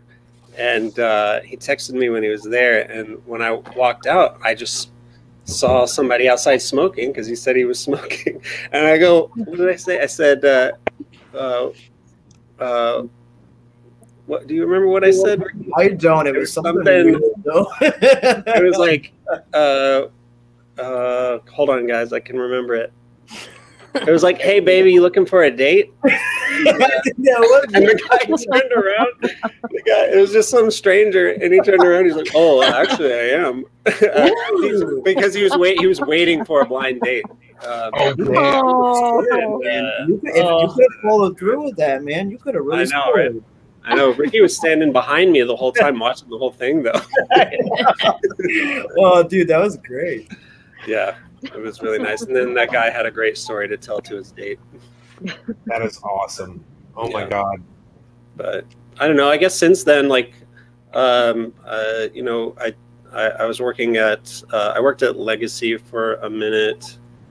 I worked at Vincent Van Dyke's, which that was probably when I was over there, that was probably the most fun that I've ever had in a shop. We were working on the I don't even know if I'm supposed to say this, but it's the Kanye West video for Famous, making all of those bodies. Like half of them, some of them were made at Vincent's, and then the rest were made at Barney Berman's, and that was just so fun. I got to sculpt next to Brian Wade and Matt Rose, and just learn. And Mitch Devane was there as well, and David Smith. Just a bunch of world-class legends I got to be around. I remember one day Rick Baker was just riding his bike, and he just kind of like stopped by to say hello. And that was only a couple of weeks that I got to work there. And then I worked for Frank Ippolito for a little bit, for a couple of years actually, and then and now I have my own business that I'm trying to make something of with some friends of mine, and just doing other stuff here and there. Story of our life. Yeah, and then trying to survive as well. I can't wipe the smile off my face though, because I'm getting to look at you guys and see your faces. I missed you guys so much. I really missed did. you. You guys are so important to me, and I've missed you terribly. Likewise. But definitely. Who's next? Before I get emotional here? Who's next? Where are we going next? We're doing alphabetical. Is that what we said? I guess it's you, Brandy, right? That's me. Hi guys. Oh my gosh, it's so good to see you all. I don't know. I mean, no shocker here. I haven't touched effects since I left Face Off. A few like bruises here and there, but you know, not much else happening in my world. I am mainly in like editorial and fashion work. I've had spreads in Vogue and Harper's Bazaar and Rolling Stone and Condé Nast, and I do a lot of like commercial things too. So Walmart and Old Navy and Coca-Cola and Puma and all the, you know, big stuff like that. And dropping some names. That's awesome, bro. Yeah. Have to say that you guys are all doing like just really cool things, and I'm like, I just, you know, make pretty eyeliners, you know, have to do something. But yeah, no, yeah, just trying to make it happen, you know. Yeah. Hustling. Killing it. Your hair's happening. I'm just saying, your hair looks awesome. Thank you. I know that's a weird thing to say, but no, I appreciate it. I'm like, please tell me about my hair. Yeah, I don't know. I just moved. This is my new little tiny apartment. And I don't know. That's it. Not really much. I mean, you know, same as you guys, working hard, making it happen. Hell yeah. Yeah. Hell yeah. Who do we got next? I'm like, we haven't done anything. We've sat home and we've watched Netflix, right? And we drank wine. Yeah, not much happened last year. That's what I said. Yeah, last year was a throwaway. I mean, to be fair, a lot happened last year, but nothing. Too much happened last year. Too much. I was actually pretty busy, like the second half of fatalities. It's been a little crazy. But no, it's good. Things are starting to, I'm seeing production pick back up, and trying to do it safely is the hardest thing. But if we can, then it's great that we're starting to get back to work. And yeah, I mean, the last couple of weeks has just been insane. You guys know, trying to schedule this, I think I changed back and forth 4 times. I'm sorry. Yeah. But yeah, no, it's been good, and I'm just so very thankful for that, because it was definitely scary there for a while. Week. Yeah, it really was. Yeah. And it's not the same. Like my big productions. I was on a Quibi show when Quibi was a thing, down in Austin. Yeah. I was really excited. It was what? Was that the quiz show, Quibi? No, Quibi's a network, or it was like an app kind of thing. And they were all like short form content, and I thought it was going to be like a really great idea. My client had a show, and or she has a big following, so I was like, this is going to be great. This is so fun, and the crew was amazing, and everybody we were working with was amazing, except that the app Quibi launched as COVID hit, and it's made for like while you're on a subway to watch 5 minutes of like a little short show, or while you're waiting in a doctor's office, and everybody was just home. So I think Quibi officially shut down a couple of months ago. But yeah, I lost the show, because then when they did start production up, they didn't want anybody from LA flying down. So it was like we were having this, like the ball was rolling and things were great and production was awesome, and then just like nothing. Everything just kind of stopped, which I'm sure you all experienced in some form of another. But yeah, so very glad that things seem to be picking back up again, and hope they are for you guys too. I actually worked on a Quibi show as well, right? Before in 2019 at the end of the year, and we just made some prosthetics for this show called Wireless. Oh, cool! Yeah. Cool. I still have the app on my phone. I was like, I should check if I can still like see the old stuff, or if they've just like completely. You can at all. I mean, I haven't checked, but it didn't seem like it. It's interesting, that the show that I worked on, because it is designed for your phone, it was one of the most unusual things that I've seen, but also very cool. Like if it was in landscape mode, it was all cinematic stuff, and then as soon as you flipped it over, it was the character's phone, and you can see through his camera. You can see him, and then you can see like him scrolling through stuff. It's like really bizarre, but I thought it was really clever, and it's a shame that it didn't catch on and like maintain, but yeah, I mean, some of the shows were just gorgeous. The cinematography and the budgets that they had. I mean, the things were just there were really cool stuff on it. So it's a bummer, but maybe something will happen down the line. Maybe they'll sell some of the stuff off to streaming and like just link them all together. Yeah. Who knows? Yeah, I'm sure it's not going to be lost out there. Hopefully. Which is good. Well, we got Jason, I think, is alphabetically next. Jason! Before we go freestyle here, my brother at my wedding. Yeah, that seems like a long time ago now. For like 4 years. Like, holy shit. Far too long ago. Far too long ago. Let's see. I shifted from monsters a little bit. Somehow I wound up working at a paint shop, this little import paint store in West LA, and I, over the past few years, have become the colorist and a color consultant. So I spend all of my time color matching things, doing custom colors, bespoke colors for designers. Just weird requests where I'm matching like a tiny piece of tile for some historic house across the country, or somebody's estate here in LA, like really, really big names that I don't know if I can talk about. I've done custom colors for them, which is a really weird thing to say, but yeah, I basically do that most of the time now. I had stepped away from set work for like maybe a year before I started working at the paint store, and I actually had just started looking at scripts again before COVID hit. I got 2 in my inbox, and I was like, yes, I'm ready to go back. I miss monsters, and no. So I don't know. Luckily, the paint store fell under like hardware, so I didn't You were fully essential. lose. Yeah, I didn't fully lose my job. But everyone was really sick of their houses, so I was really busy. Everyone was painting, and That's a good niche. it was insane. The sheer amount of product we were going through, and our stuff is imported from Australia.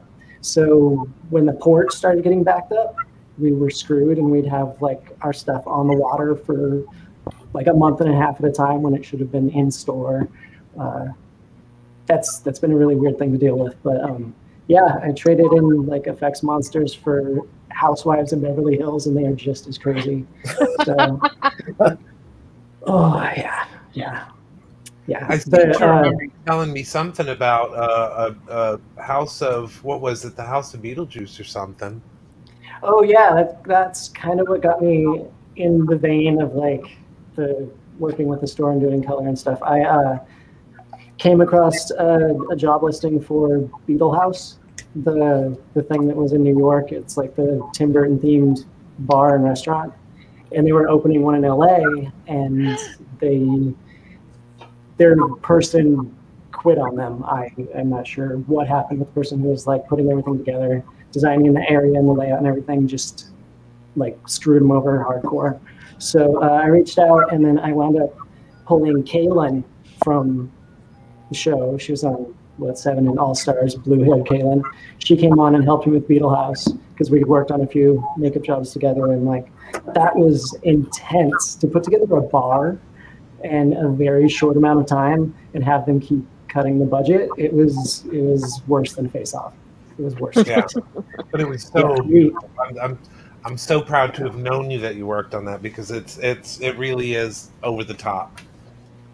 Yeah, it was really cool doing things because we did like busts of like the snake head from Beetlejuice and like different quirky things that they wanted to call out to just like make it an immersive experience, which I will say it makes me kind of proud. Most of the things I made were stolen within the first couple months of them being open. So I guess I did a good job making them, because I ripped them off to the wall of the bar and took them home. So, wow.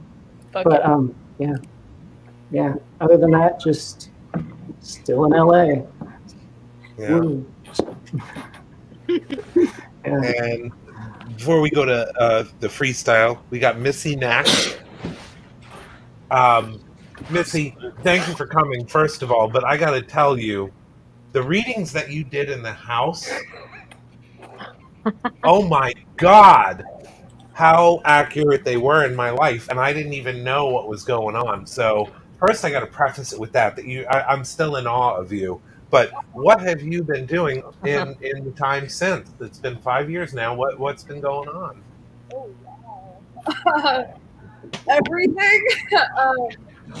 So I own my own business. I'm actually a multiple business owner now. I have a successful like adult luxury wear company. So I make high-end costuming for like musicians and stuff, all in my own style. And then I also have a streetwear brand now. Yeah, so I'm busy. I mean, I make creepy shit for brands, and I'm usually on the road with them at some point. And then beyond that, I do music videos and editorials and all kinds of stuff. I think I'm losing her audio. I didn't hear the last part. Is it just us? Are you guys hearing Missy okay? Yeah, it's a little hard to hear. I can't. Okay. Yeah. I missed the last part. Was it? You said you started doing music videos, but I think that's where it got real quiet. Yeah. Yeah, so I do. There we go. That's better. And editorial, and I make like dark art, like luxury, high-end costumes. I'm in my shop right now because I work like that kind of shit. Cool. Yeah. So. That's rad. Yeah, that's what I do. sorry. I'm so bad with technology. But yeah, that's what I do. I've been nonstop busy, so I'm thankful for that. Last year was one of my busiest years ever, so that was unexpected and super dope. Yeah, when I worked 24/7, I guess that's fun.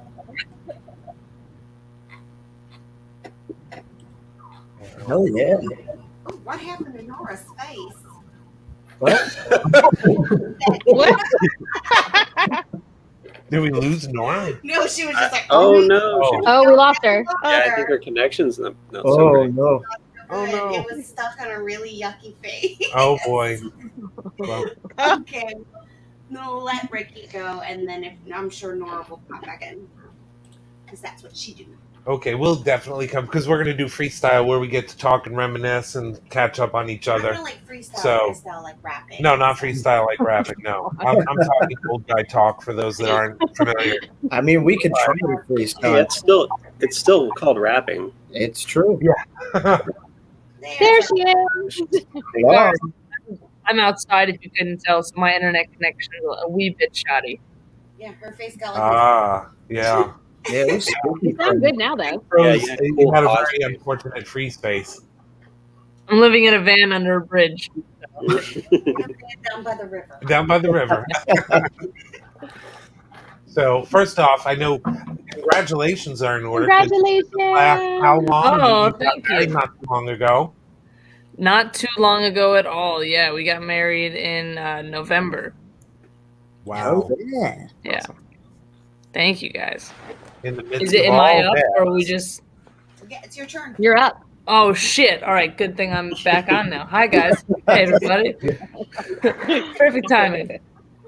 Before I cut out again, so yeah, the past 5 years. First of all, I missed all your faces. For some of you I haven't seen, some of you I have seen, but I miss you all equally, and this is awesome. So thank you for putting this together, Scott. Oh, my pleasure.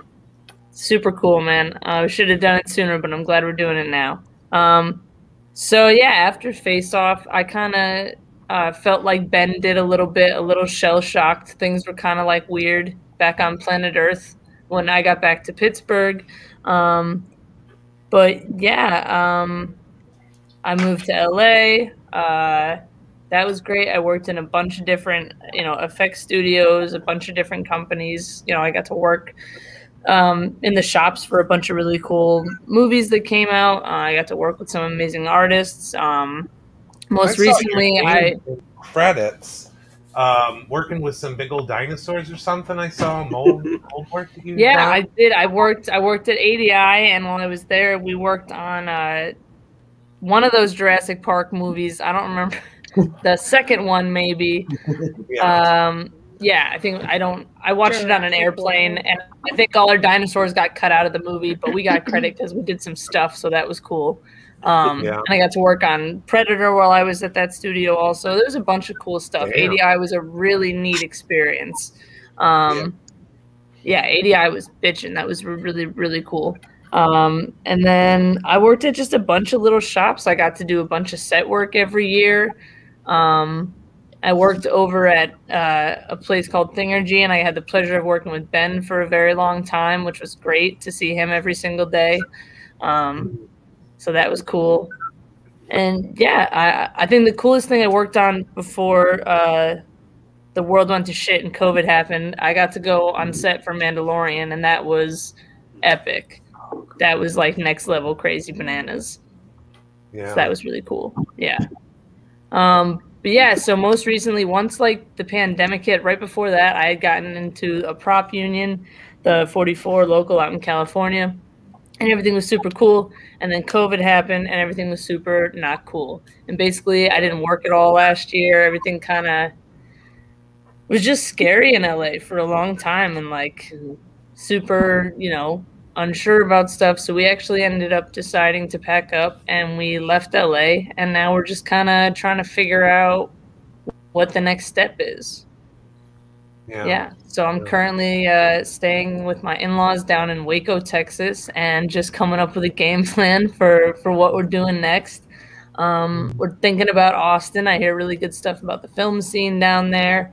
I called the local IATSE down there and figured out what the credentials are for getting into the unions down there. So yeah, I'm just gonna find a new territory to work in and hopefully get a lot more on set work and afford a place with a spare bedroom because it's not LA.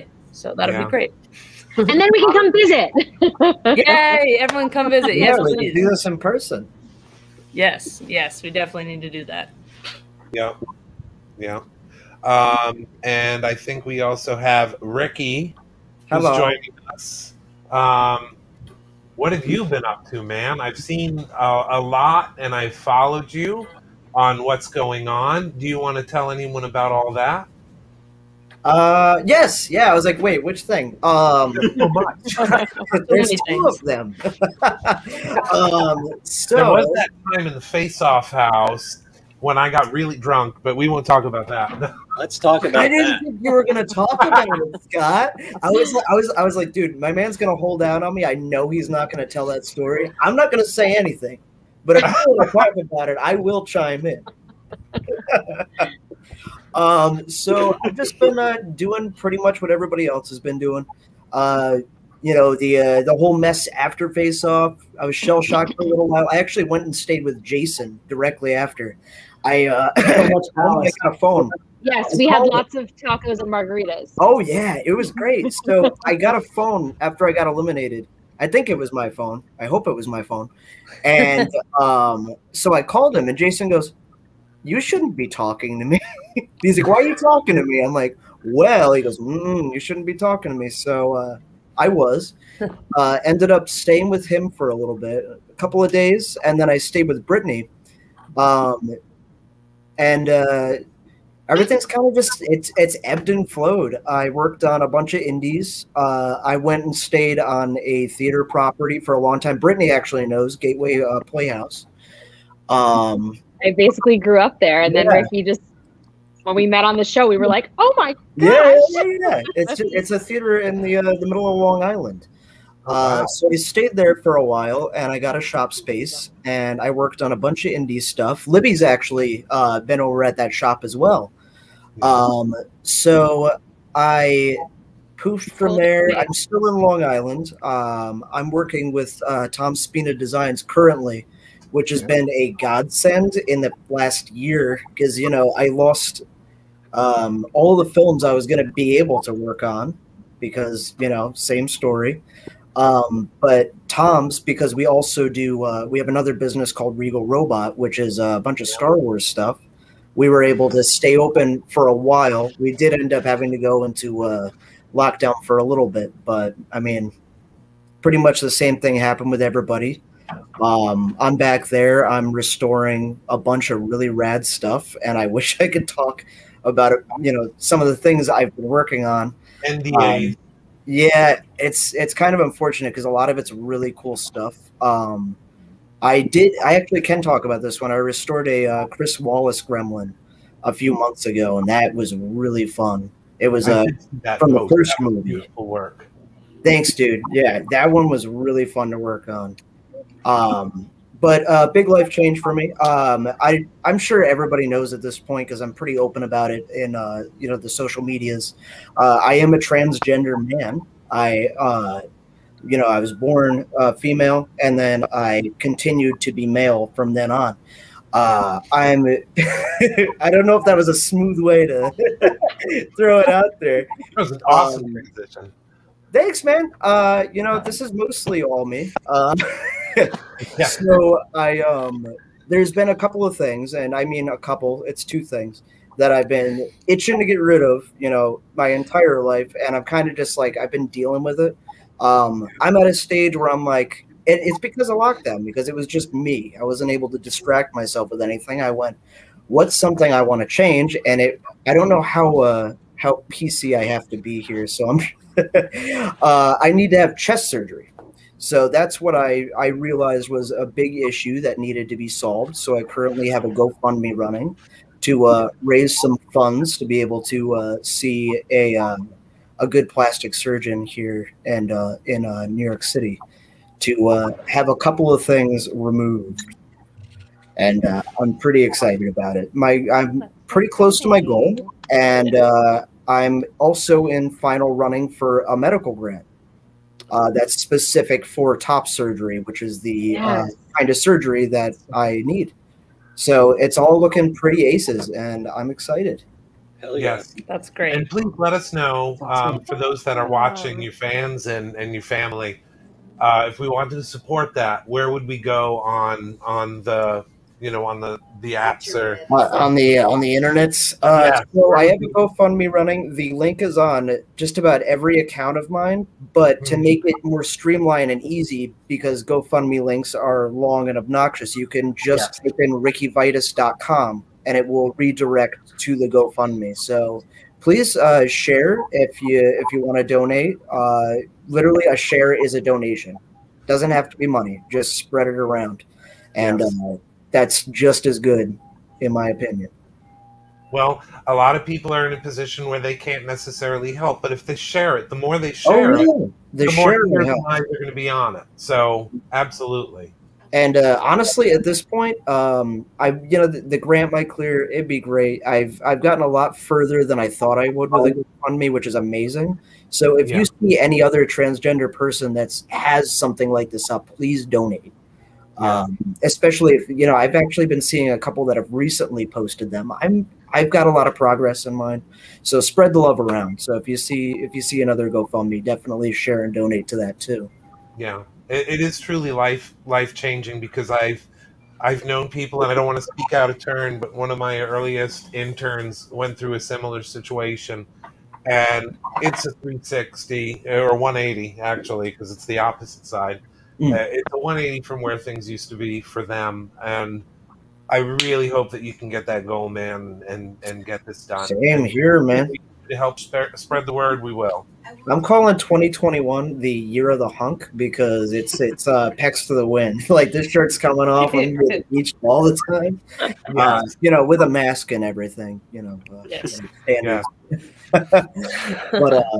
But yeah, I'm pretty excited about that goal. It's been a weird past year, but it's definitely given me a lot of time for reflection. I actually messaged Ben about that a while ago. It's weird, volatile times, but it's a good time to really think about things we didn't have time to before. Yeah. Mm-hmm. Yeah, I think that was the good thing about 2020 for us as a shop too, was just to reallocate things and where are we going, look at the new world and see where we fit in. And I think that we've all been going through that. Oh, definitely. I think we've probably all at least had one day or night in this entire thing where we've really been able to take a look at what we've done, where we want to be, whether it's continuing in any sort of vein with special effects or just doing something that we love.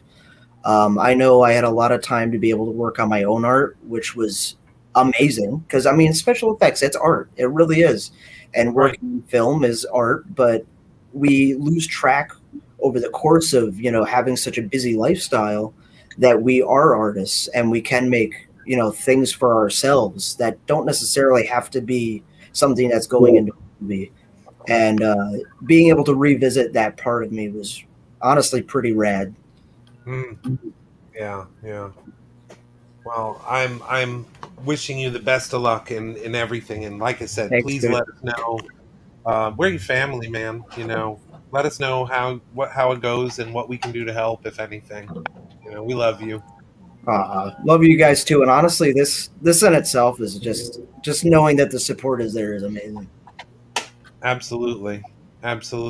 So I think we have all of the introduction and the round table, Alcoholics Anonymous talk out of the way, where we've been catching up, all of that stuff. So let's have our kind of our free-for-all now. I'm just going to throw out some questions. We were on a pretty awesome show, and it's given us a lot of opportunities in our life. What was the flip side? Was there any negativity that you guys experienced because of Face Off, and maybe drawbacks to being on the show? Anyone can talk on this. I lost my fucking mind for a while thought there. it was a bit. I think we all needed therapy. Oh, I'm in therapy now, No. currently. Finally, after 5 years, I'm like, all right, I need That's to deal with this. good. That's Yeah, honestly it's really aces. That's a good move. I think Yeah. you know, being able to actually go to therapy and admit to it is amazing.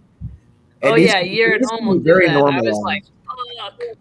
Yeah, no, my therapist is a super cool Armenian lady who lives in Glendale, and she's super dope. And we chat on the Skype now, and we can actually see each other's Oh, yeah. faces. So that's really nice. So Yeah. yeah, no, therapy's super dope. Everyone should do it, especially if they've been on Face Off. All right, so what's everybody's therapist's name? No, it's actually funny. I too went to therapy after the show, and it's kind of funny because in one session she was like, I can't give you any sort of anything, but I understand what you're saying because I've talked to someone else that was on the show.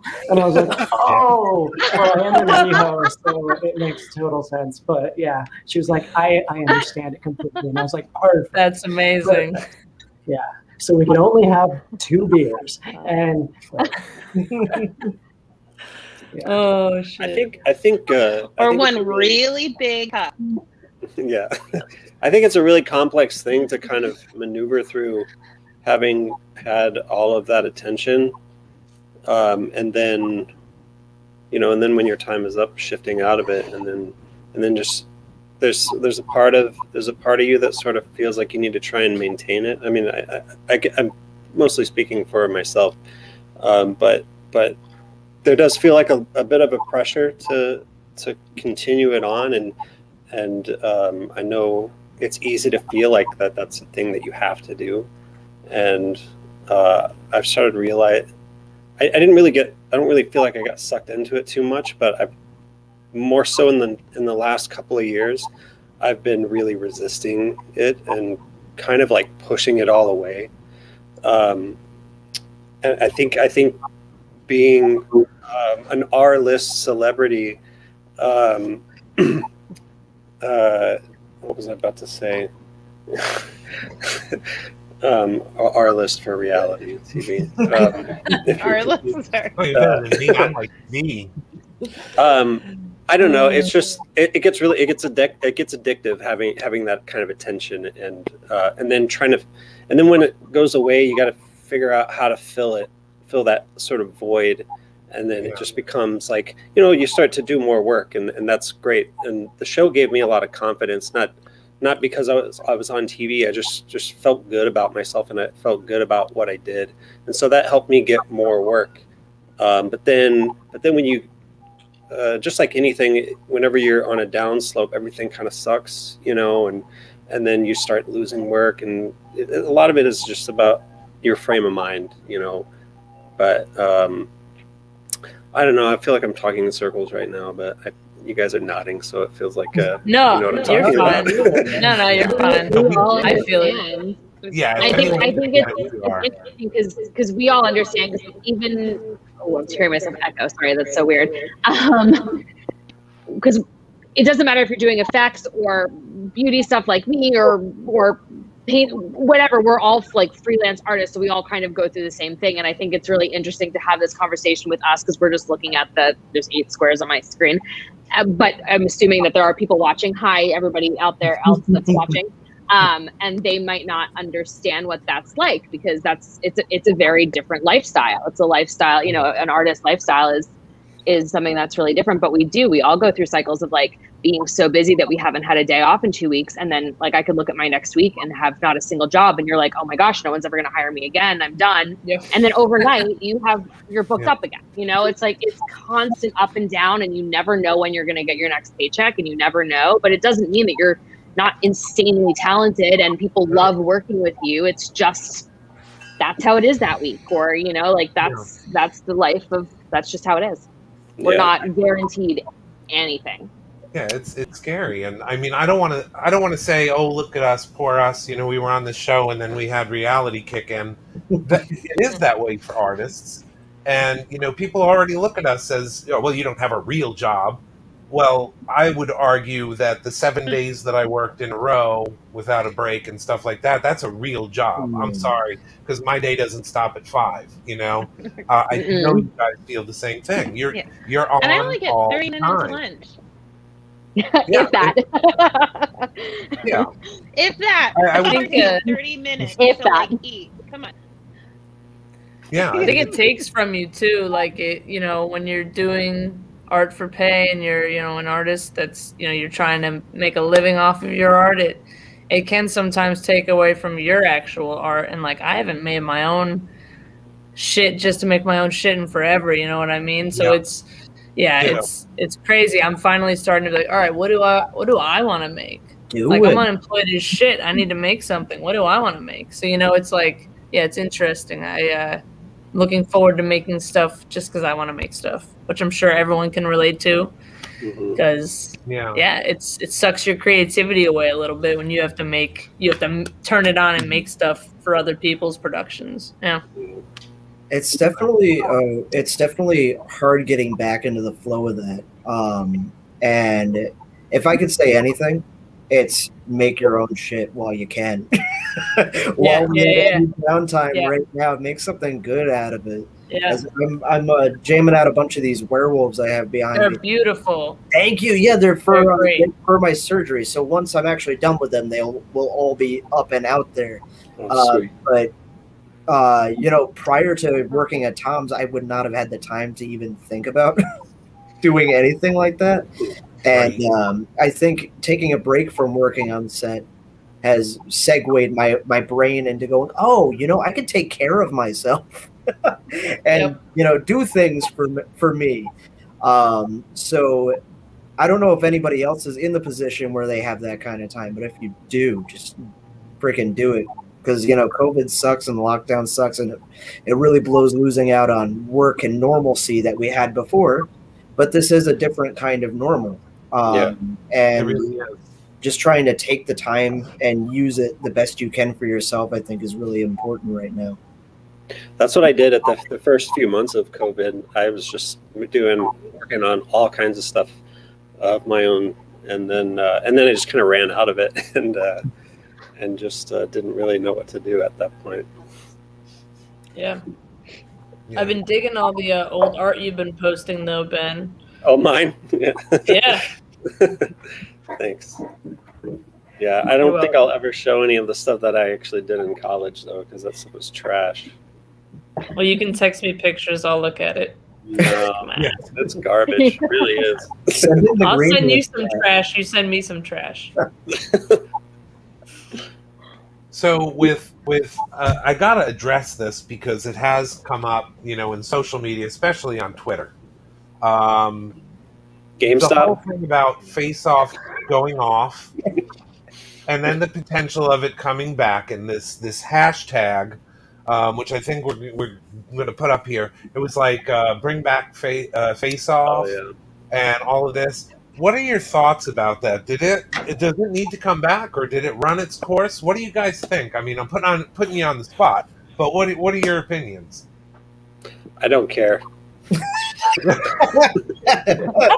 it comes back, it comes back. A lot of people enjoyed it, and you know, I enjoyed my time on it. And it was a great springboard for a lot of artists. But I'm also happy with it dying. You know, it lived a good life. You know, it doesn't. I'm sure there's no complaints. I mean, there's a lot of complaints, but a lot of complaints. Yeah. But you know, 13 solid seasons. You know, it's a good run. Yeah, that's a good run, and it's turned out a lot of good artists, and it's inspired a lot of people, I'm sure. That's why I was really nervous, and right now I'm kind of distracted by Missy's dog. He was demanding attention. He's so cute. God, he has a skull like a football. Yeah, big old 100-pound pit bull. So. I don't even know where I was going now, but that is beautiful. Really distracted by that. Sorry. Yes. The baby. But Say, after working at Alcone and watching like so many kids come in who loved watching the shows and seeing like middle schoolers come and shop there and be like, I love Face Off and I really want to learn, and inspired me to like get into makeup. I think that aspect is really cool because someone said it earlier where it's just like, you don't have a real job. I feel like not a lot of people knew about the industry before, you Mhm. know, or just like For the idea sure. of like, you know, even like body painting or special effects are really what Yeah. went into it. So I think it could be cool if it came back.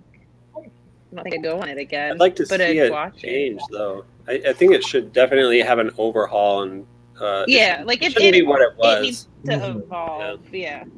Well, the thing that I heard over and over again, and I'm sure you guys can second me on this, was what happened behind the scenes. You know, people wanted to see more about the mold making, the actual art in the process, rather than. And ours was very low on drama. I get that, but there could have been so much more of the process, the creative process, and stuff like that. That's what the fans are saying, not me. They're saying they want to see more of the mold making, more of the actual prosthetics casting, and that sort of thing. Not always practical, but would that even be possible? I mean, on streaming, they could do anything, right? If they gave Missy the got a good mold if they gave them time, making on you our know. season.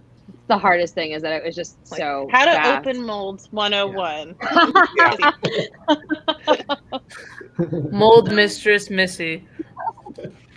Yeah, luckily I don't have to do too much of that anymore. I mean, with fashion and stuff. But yeah, I mean, I still bust my ass every day. I'm on, 2 weeks straight of 18-hour days, like, nonstop. So, like, that's why I'm sitting here. I know I look like I'm high out of my mind. I'm just fucking tired. Kind of high, but not that high.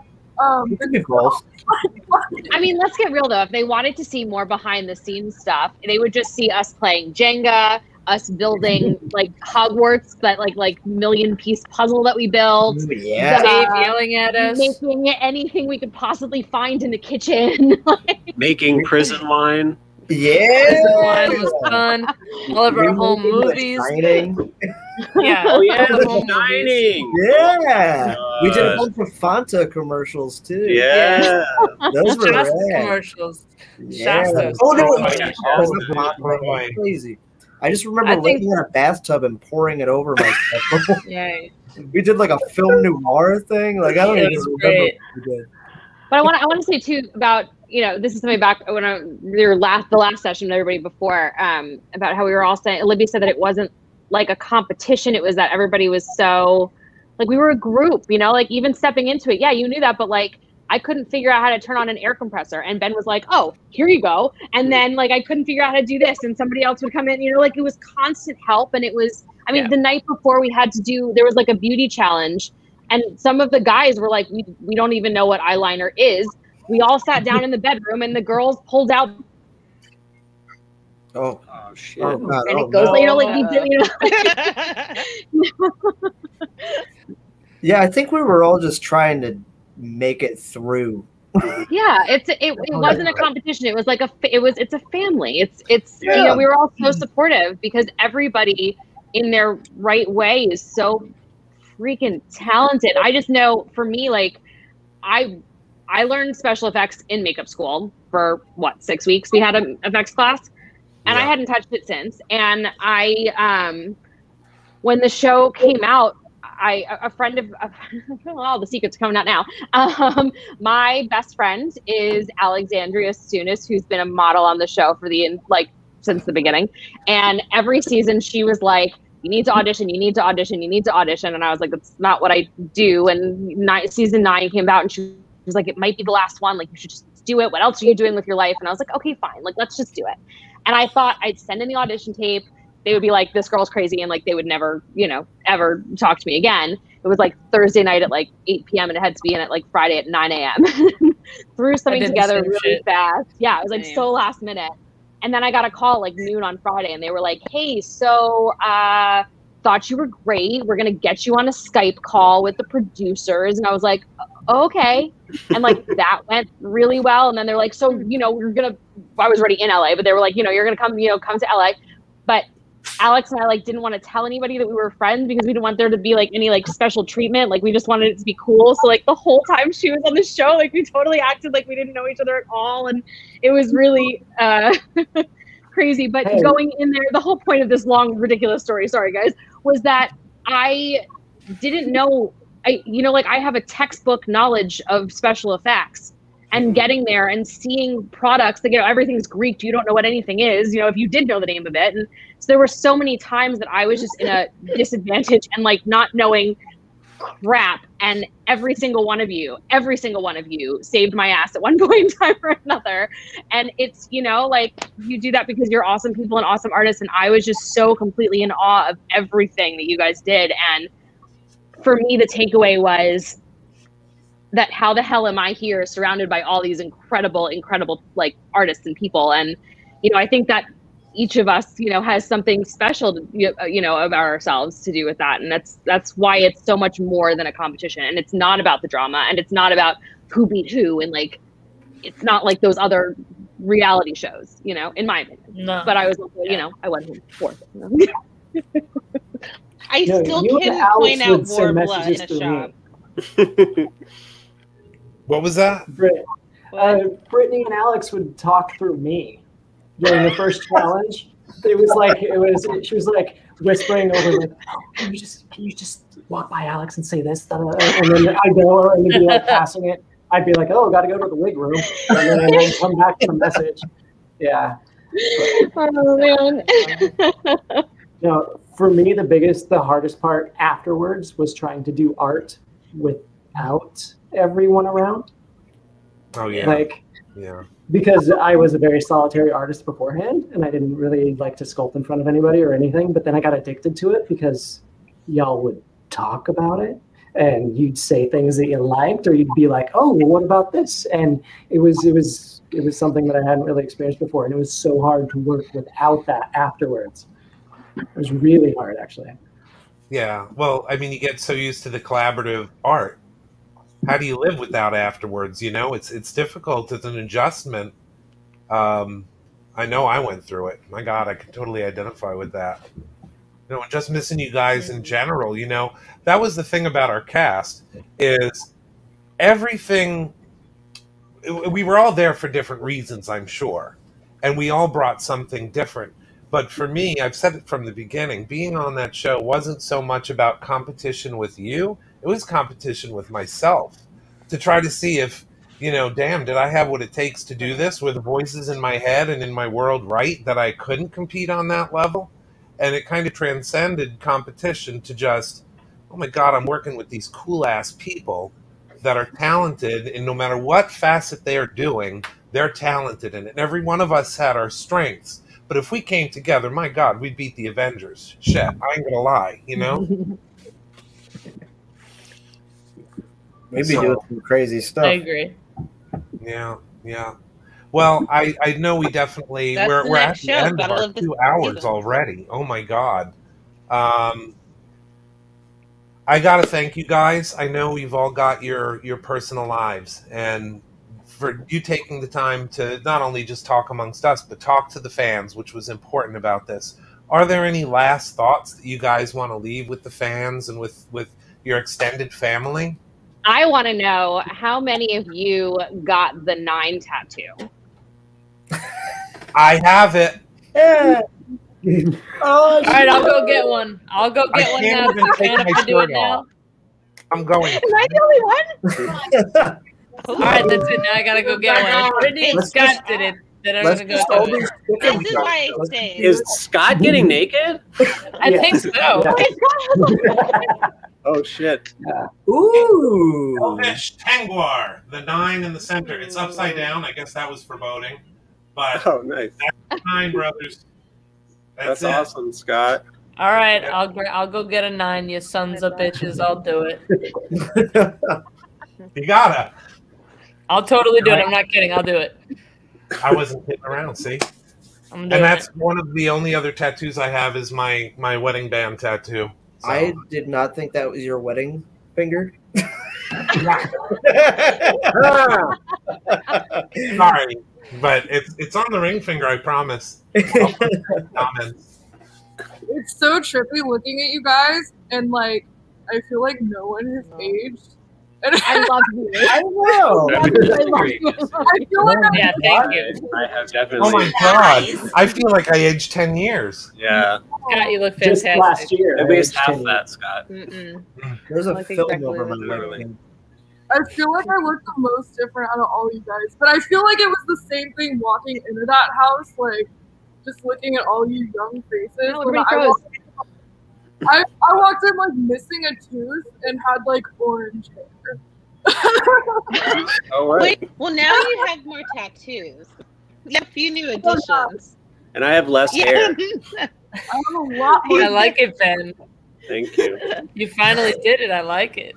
Yeah. I have to keep it warm now. I'm always cold now because of it.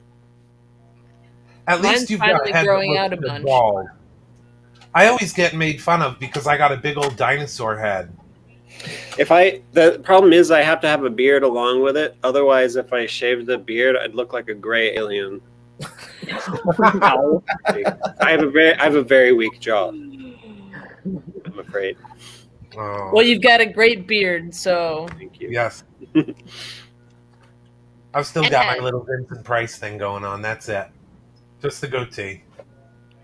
But Dinosaur ridge down the middle. yeah, and my dinosaur ridge. I am losing some hair, which is crazy. It's probably because of these kids making me pull my hair I'm out. telling you, there's a class action lawsuit on the shampoo. Yeah.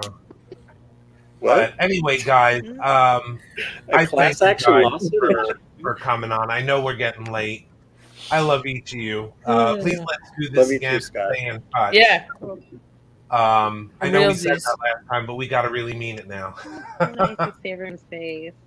I'm gonna get a 9 tattoo, Brittany, and I'll send you a picture of it. We'll do the update. Pixar, it didn't happen. We'll do the update because now, yeah, like Pixar didn't happen. We got to see proof now. I'm doing it. I didn't even know Yeah. there was a tattoo. Or did I just forget? I think I forget a lot of things, but I do seem to recall We a were talking about discussion. it. We did talk Yeah, I about remember it being We talked talked about. about it a lot, and we just never That did. might have been like I drank a lot of wine after this Yeah. show. There was a lot of wine being A lot consumed of after. tumblers of I wine. just don't remember. yes. A lot of pint glasses of wine. Yep. The perfect biggest- way to, biggest decide on wine of getting a wine. tattoo. Wow. Well, you guys, good night. Thank you guys for showing up. We're going to do our wrap up, but you guys are definitely free to go. And we're going to come back and do this again, I think, if everyone can get on. No other final thoughts or anything that you want to share? I'd say give yourself a break. Be kind to yourself and get some rest when you can. Do your work when you can do it. And but yeah, ultimately just be kind to yourself. Oh, Oh, God, yeah. that's perfect, especially for I second today. that. Do things that bring you joy. That was my gift. It was like no more shit that would drive me crazy. Yeah. We all need to be kinder to each other and kinder to ourselves, like Ben said. Yeah, I definitely I can agree. relate to that. Wow. Well, I love you guys. You're my extended Love family. you. Love you too, Scott. You all look great. Thanks for bringing this. Thanks for getting this thing going, man. Yeah, Yeah, definitely got to do this again, guys. It's been too long. Love you all so much. Yes. Same Yes, here. yes. The bad time is the goodbye, but it's just for now. We'll see you guys. Yes. Bye. Bye. See you later, guys.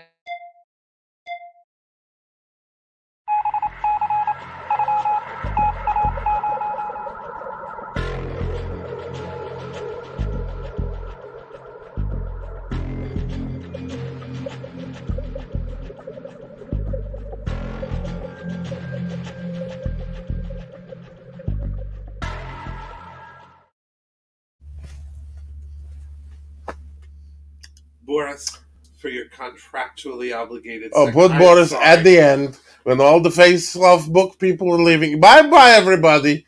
Bye. Don't worry about Boris. Fence to make over here. Show the bicep gun over here. Look, Elvish 9. You know what happened? You're the Boromir of the whole thing. Okay, that's what you are. You're Boromir. With the shot in the legs with the arrow, and then they're going to float you down the river on the cow over here to say goodbye. So Boris was going to do something, but you know what? Boris just going to say to Facebook, hello. Nora, the Supreme Champion over the Overlord, hello. Congratulations on winning the Escape Pod Fiat. He was going to do something about nice stuff, but you know what? He's going to cut it. This is number 2.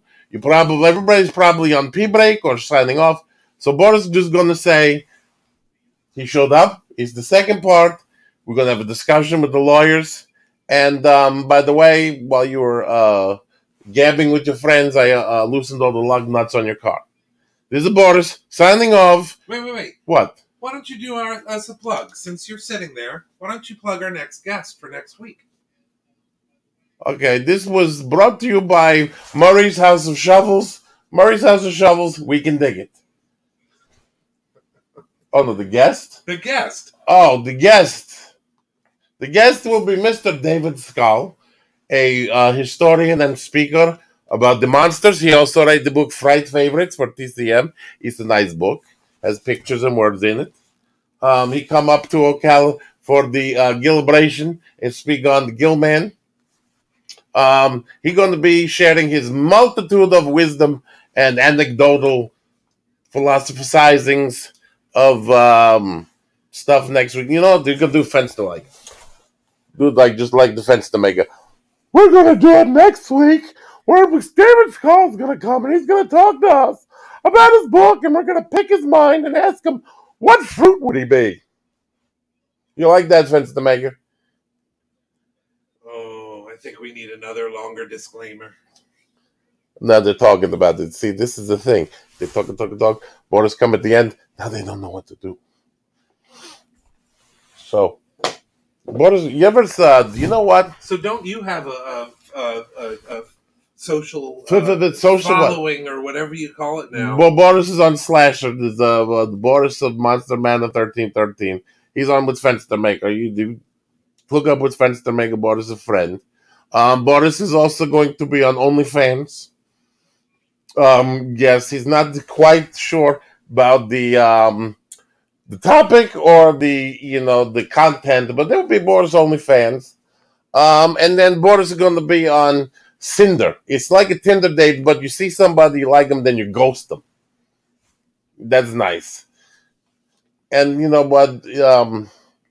That's it, really. Boris was going to talk about the most brutal video game in history, but he's not going to do that now because you offend him and make him stand out in the yard while you yabber on with your friends about, what was it, White Claw or the La Croix? You know what? You better drink a... We'll make it up to you next No, time, you're not, Boris. because you know what? Boris rather drink antifreeze, and he has drunk antifreeze over La Croix. La Croix make White Claw look like freaking Jack Daniels, There okay? goes that sponsor. That's fine. Boris don't need a sponsor. Boris got Murray's House of Shovels. Murray's House of Shovels. We can take it. Thank you, Boris. We will see you next week. And I'm just going to duck my voice in here. Thank you for joining us on Monster Manor. And roll the credits. Roll the credits.